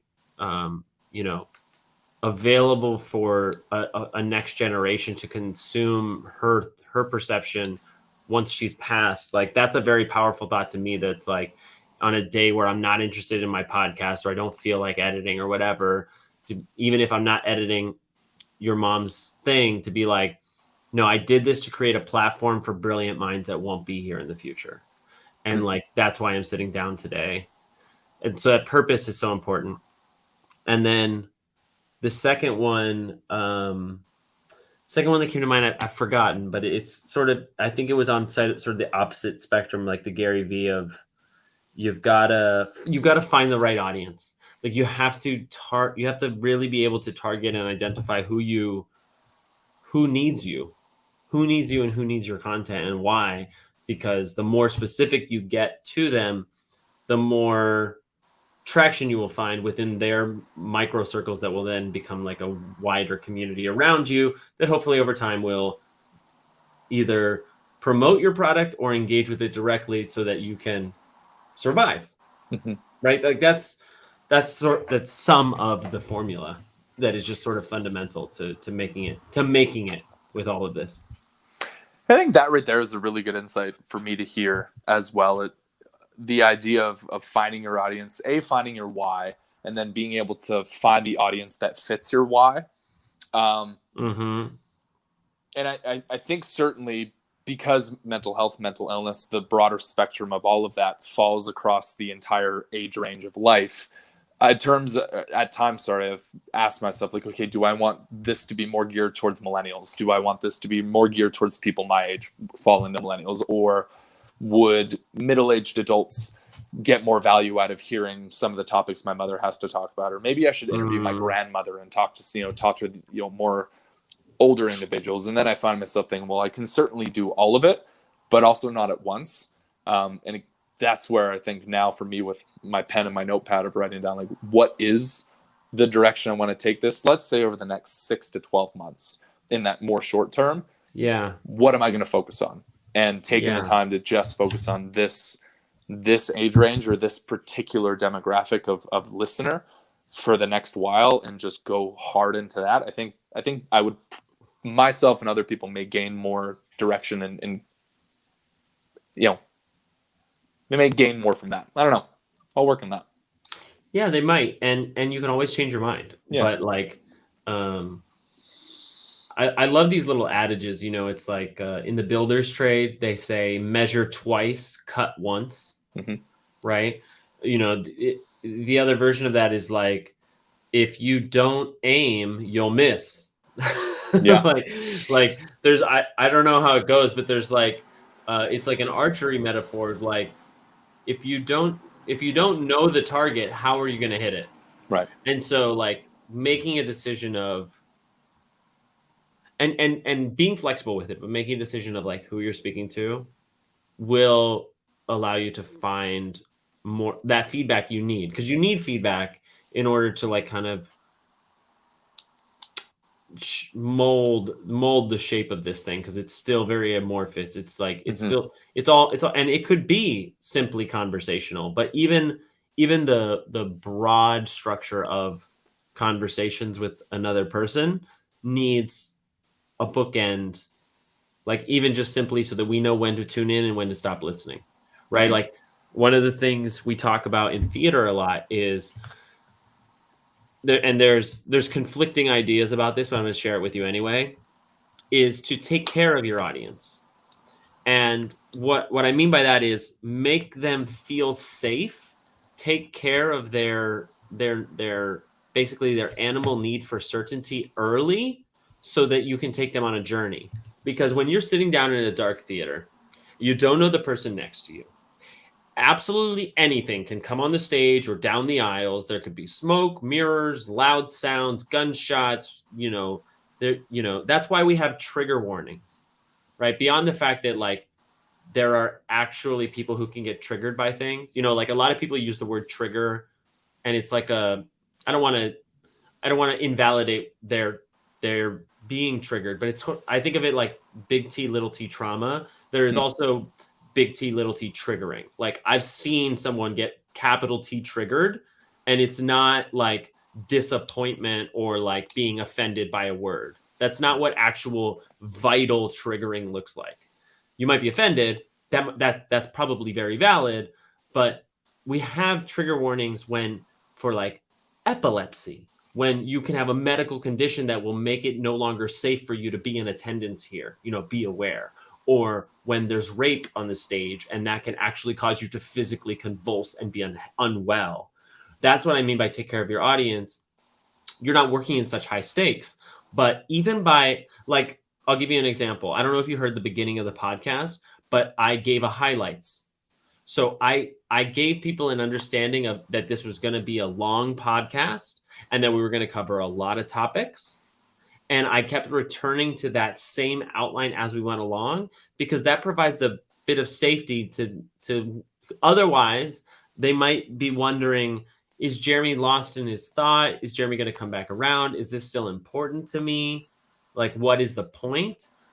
But by providing the structure and sort of directing how to receive the information, I provide that safety for them to focus on the information and not focus on something else, anything else. And for you, that may look like telling them, we're going to have a really formless conversation. I know that Jeremy is an expert in clown and VeeFriends, and so I'll want to be asking him about that, but it's important to me that these conversations are organic and are really a product of like what the guest wants to talk about. So we'll be back at our intermission where we do our weekly yada da da da, but then we'll go back into our formless thing and we'll wrap it up with your moment of zen, or like a little button that lets people know the conversation is done. Here's one last value add, or maybe an ask, and we're done. Like those structural things, like it's okay to be obvious with them, because until you can weave them in a really seamless way, they tell me as an audience member why I'm there and why I'm going to stay here, and that it's okay for me to stay here. Does that make sense? That made a lot of sense. And that's why I'm writing it down as it's going. Good. So that was great. Good. Yeah, I've definitely found in our conversation I had with Ian, and conversations I've had with a lot of people, when you don't necessarily have that somewhat preconceived outline of what the conversation will be, it's easy to get lost, and then it's easy to get discouraged and frustrated on, is this derailing? Where is this at? And you struggle to check in with yourself if there's really nothing to check in with. Sure. No, I appreciate that. Changing gears, did you know that I've been in a lot of musicals in my life? Yeah, you told me. Okay. I mean, I don't know. Like, how many are we talking about? 20, including like all the performances, 27. Whoa. Yeah. You might have been in more musicals than I have. Really? That's funny. Like shows and plays and things, sure. Yes. But like, I think I've probably done like 15 or 20 okay. musicals. Yeah. And that's separate, or all performances in total? Like no, different productions. Different productions. So I've only done, I want to say 7 or 8 different productions, but multiple nights. That equaled 27 individual experiences on stage.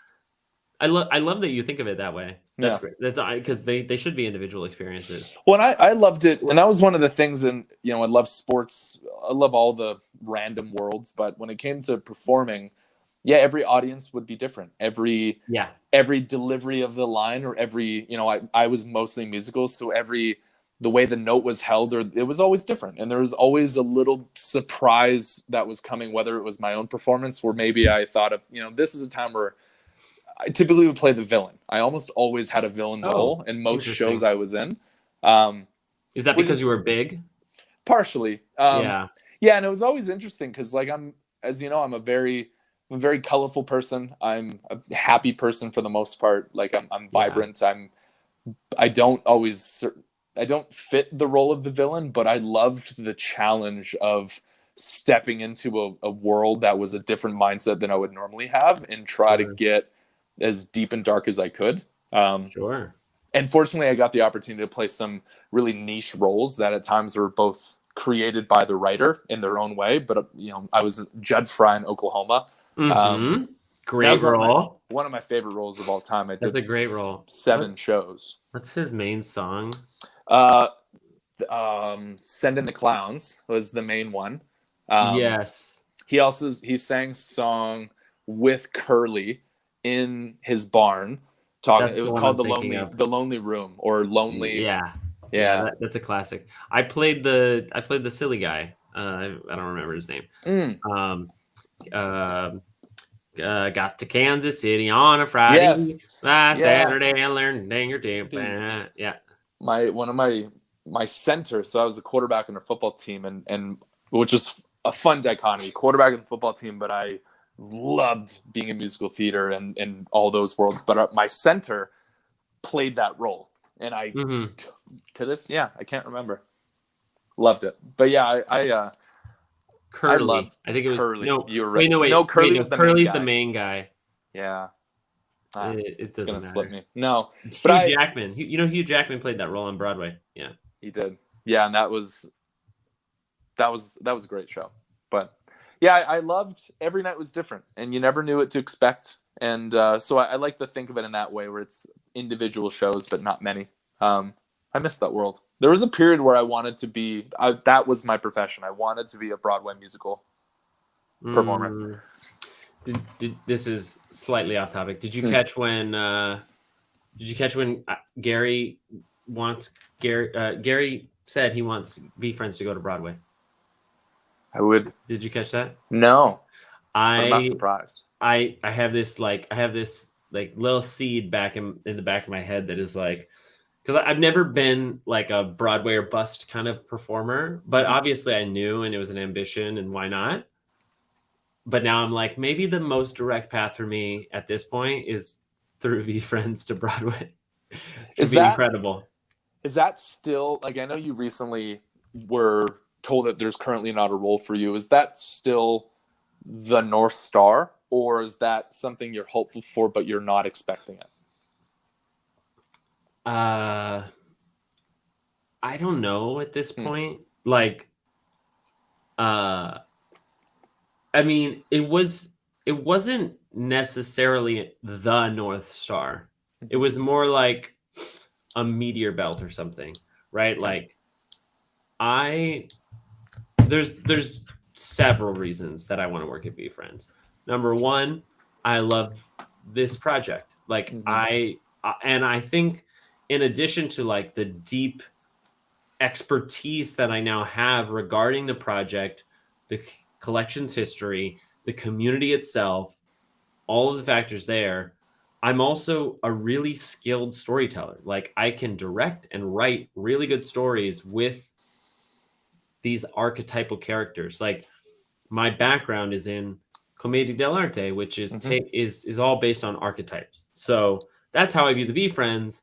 And while I like to do a lot of different things, my number one favorite, like, if money wasn't an option, all I want is a creative studio space where I can work in person with other artists and develop new things.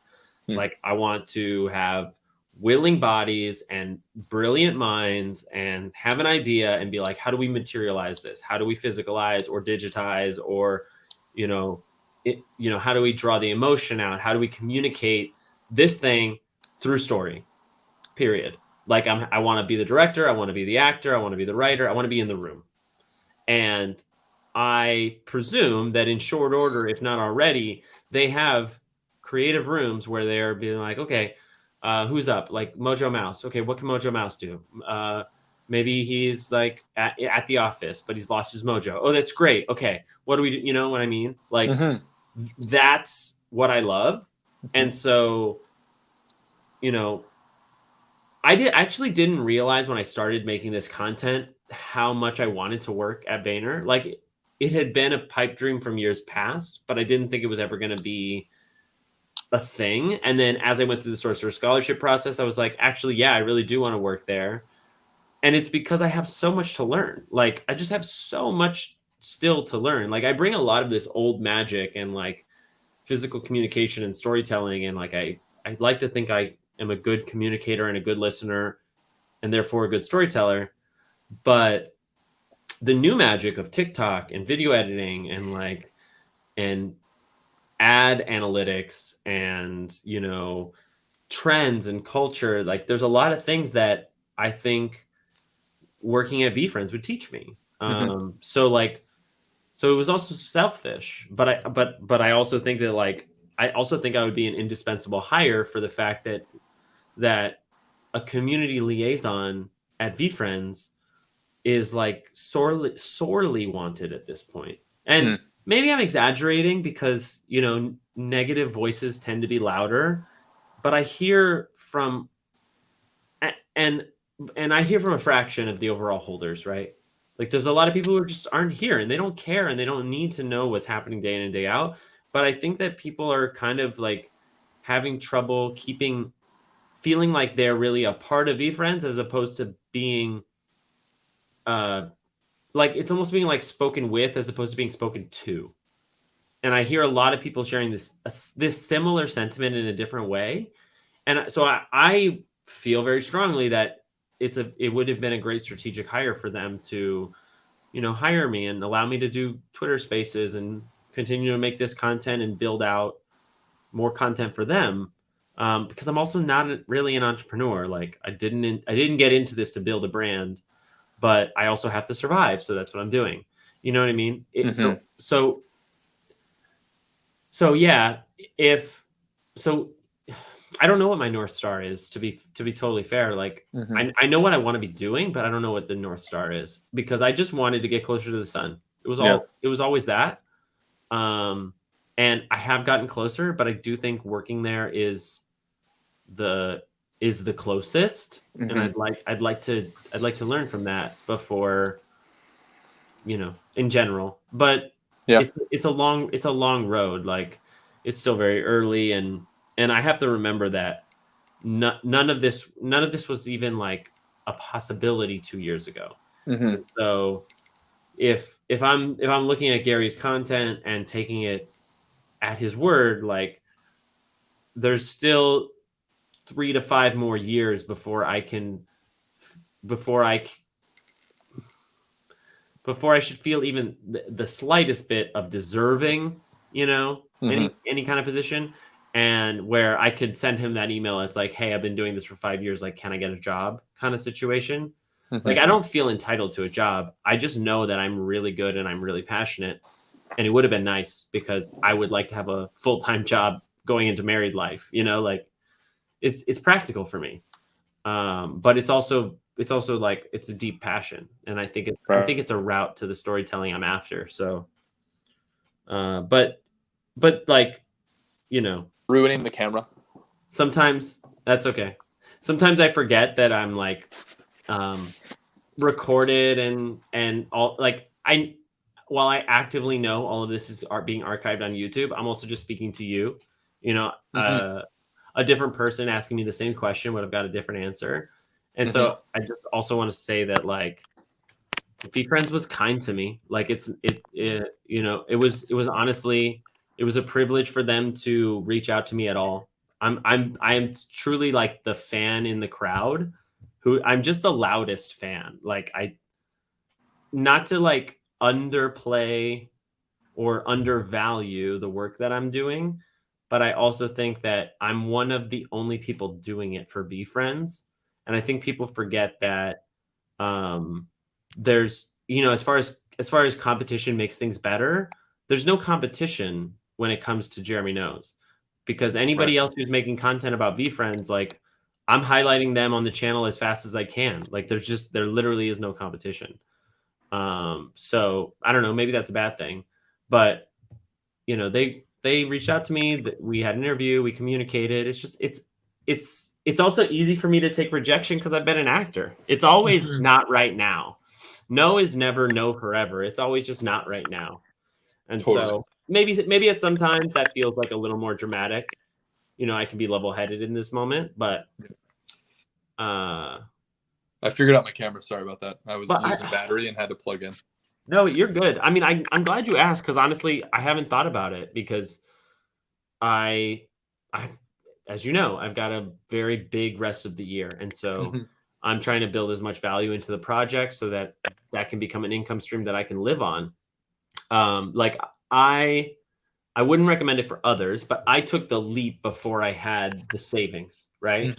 And I'm crafty and I figure it out. You know, I can always go get a job. I just am trying to put it off as long as possible. Yeah. And I remembered having a thought, like the same day I got the rejection email, because I was quickly like, it's too bad.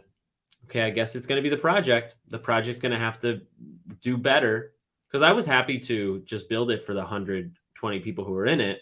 Yeah. But now I need it to be like a 500 to 1,000 person community, you know? And I remember having a thought a few hours later where I was like, the next time they are interested in hiring me, they may not be able to catch me. Like, because now I have the fire. Now I've kind of let loose. Like, I hope it's clear what I'm saying. It's just like, it is.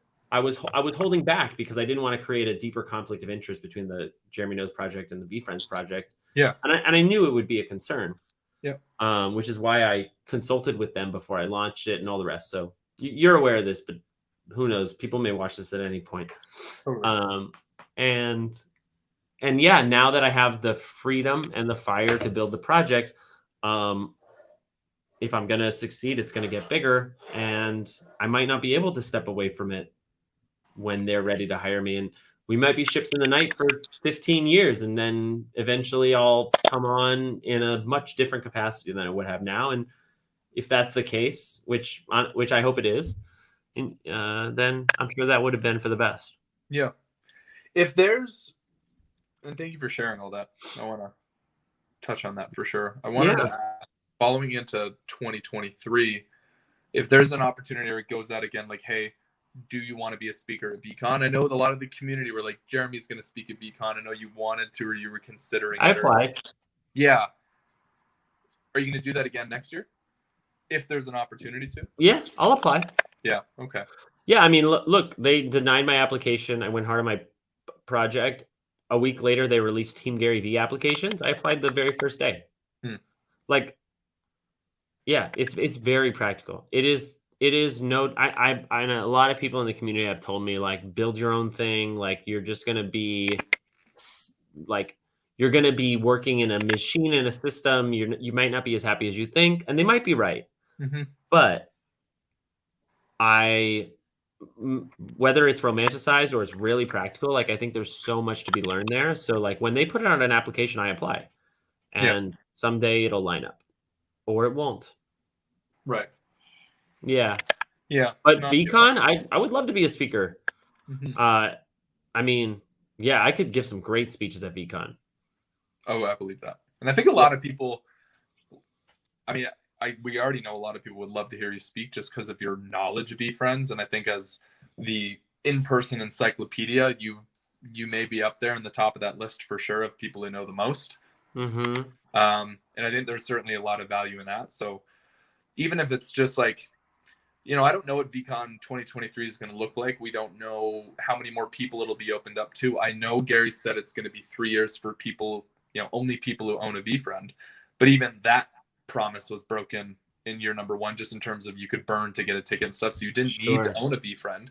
So, I mean, I look into VeeCon 2023, there are no rules necessarily in terms of the overall attendance. Interesting.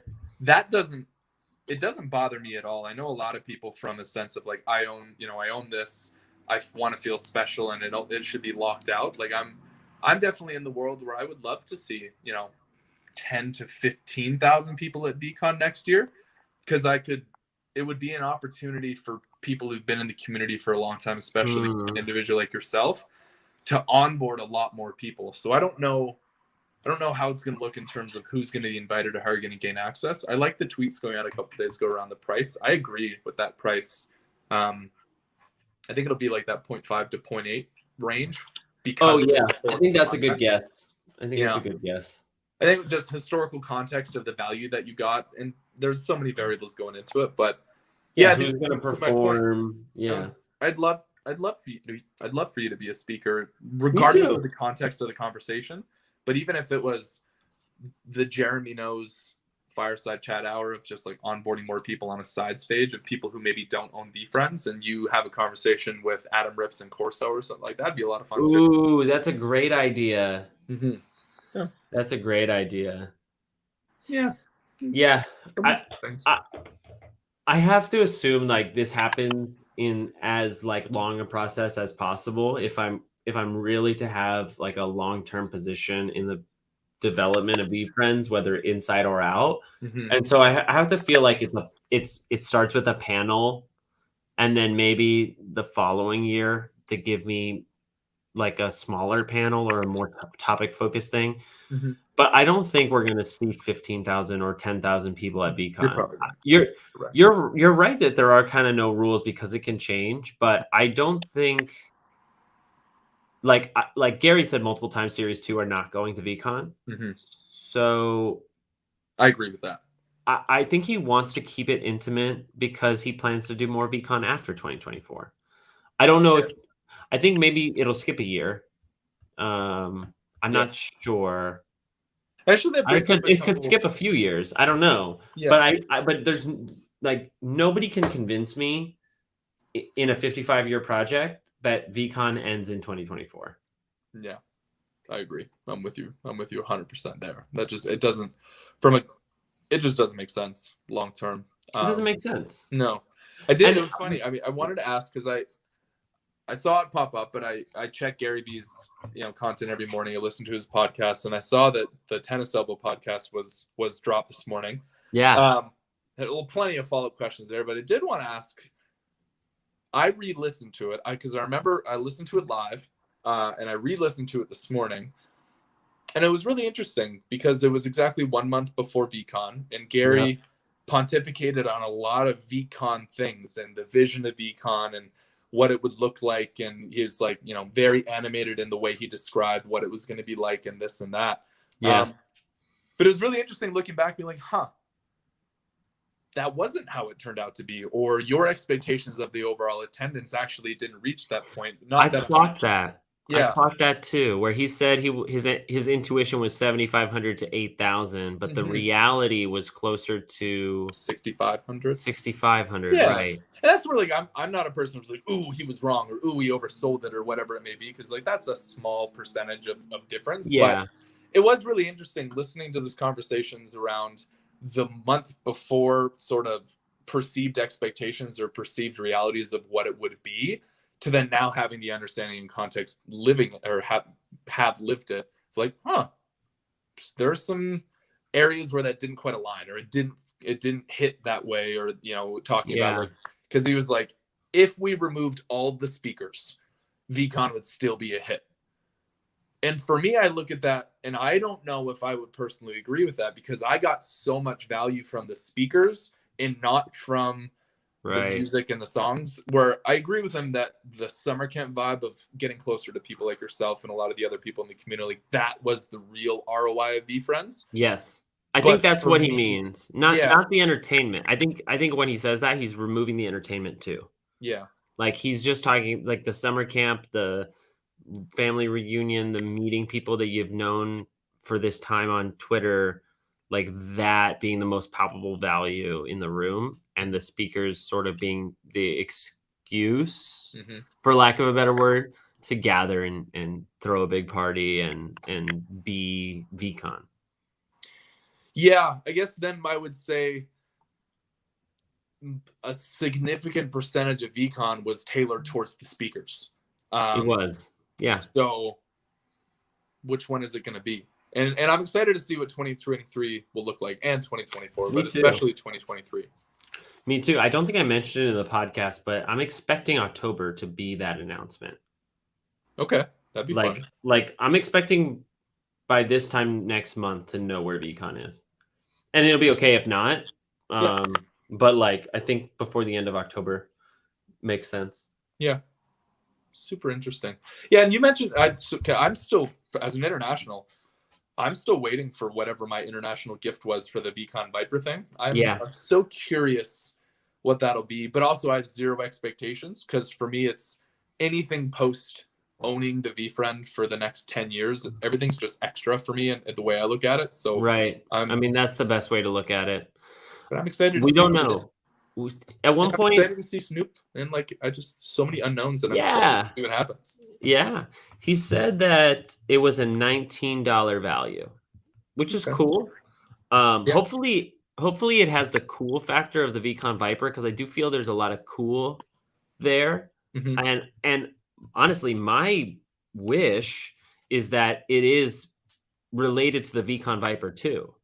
You know, whether it's like a fractional NFT or something. I don't know what it's going to be, but they did say it's a $19 value, and it was a $5 value for everybody else. So I think that's really cool, but it's in the category of things that are taking longer than expected and are taking the time they need so that they're done right.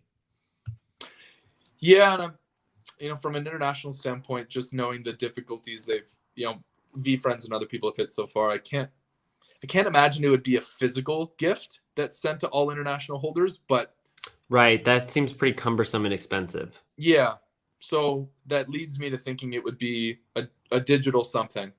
I'm just so interested what that would be. Well, it might be a big win for people, because I guarantee you there's American collectors who will see a unique thing given to international people and be like, I'll buy it. Yeah. You know, even if it is $19, you know. Yeah. What else is there? I mean, there's Snoop Dogg.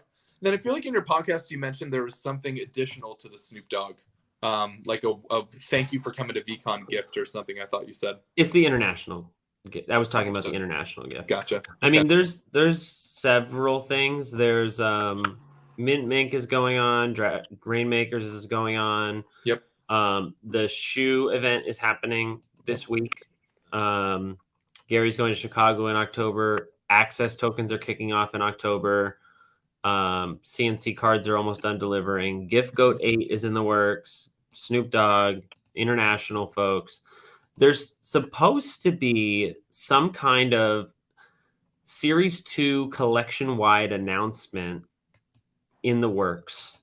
And it was meant to be announced in June, and then August, then July, then August. Now it's September, and I don't know. I just don't know if it's one thing or if it's multiple things. But honestly, I bet there's more than even is on this list, and I went over in the podcast today because I put out a tweet. I was trying to find it, but I couldn't remember the key words I used. Maybe it was missing. While you're searching, I do want to let you know I may be getting a call in a couple minutes. So if I abruptly leave, that's why. But this has been great. Yeah, I should go too. Actually, I've got a 7 o'clock and I need to prep. But this has been great, and I want to tell you, I was actually about to earlier today. I was going to surprise, because we planned this conversation on my end. I was going to surprise you by having my mom here, and we were going to have her first ever recorded conversation with my mom. But she actually, ironically, had a client at the time. Okay, good. I was like, I'm sad to have missed that, but we can do that another time. That's awesome. That's what I would like the follow up. I enjoyed having the first conversation with you ever recorded, but the first one with my mother, I wanted to go into it. But I'll talk to you about that because I want you to have full autonomy on the type of questions to ask. Okay, that's interesting. Yeah, so I'm game. I'll give you like some type of undirected rubric on like what to bring to that conversation, and we'll go from there. You'll give me a mixed up Rubik's Cube? Something like that. Yeah. Great. You'll have to solve it whilst talking about your emotions. Great. I can't wait. Wow, that's going to be a really deep podcast. I'll go there. Will be. I love it. But there's a phone call, so I will talk to you later. Talk to you later, bud. Bye. See ya.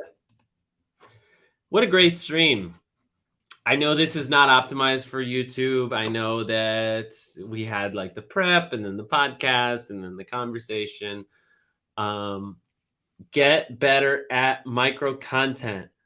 Work on post-production editing, workflow, production cycles, project management, repost, reshare, short form, YouTube shorts. Do it. That's how I motivate myself each day. Thanks for sticking around. And I love that actually more and more people jumped on as we were talking to Eric. I hope everybody's doing well. I did record the podcast. I was about to post it. You can see I have it here, but there's a link. See, I've got these links here. And I think there's a link that I didn't have in my notes that came up as I was talking. And I was like, I'll get that for you. And I forgot what it is. So I'm going to have to listen to it and make sure that's in there. I guess I could add it later. I'll just add it later. I'll listen to it and put it back in before anybody else gets to it. So let me just put season 2, 207. As they say, fuck it. We'll do it live.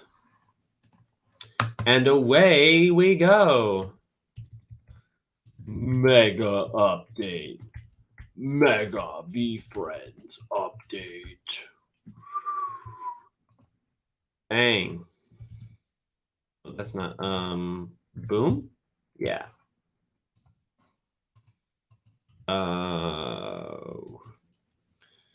Market activations. Reebok. CNC and so much more. Let me know what you enjoy. I'm gonna start tagging Team Garyvee now. There it is. And post. Oh, nice. We got a skateboard here. Wow. Show us the gold. Hoodie. Ooh, it looks clean. I like it. Primitive hoodie. Nice. That's actually really nice. I was like, is he going to throw it on the ground? The bucket hat.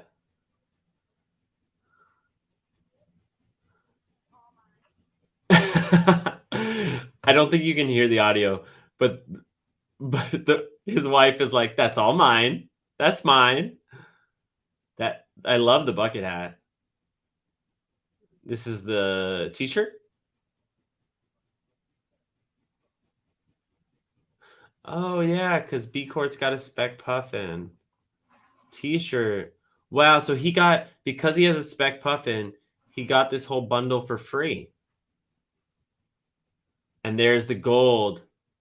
Honestly, I'm sad I didn't get this. I've picked up most of the VeeFriends merch, or I picked up a lot of it, and I just couldn't afford this at the time it came out. It looks so good. I'm gonna follow you. It is awesome. Spectacular. Primitive merch capsule.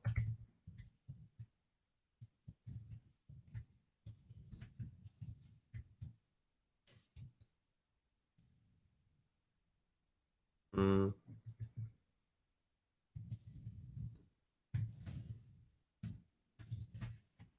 right.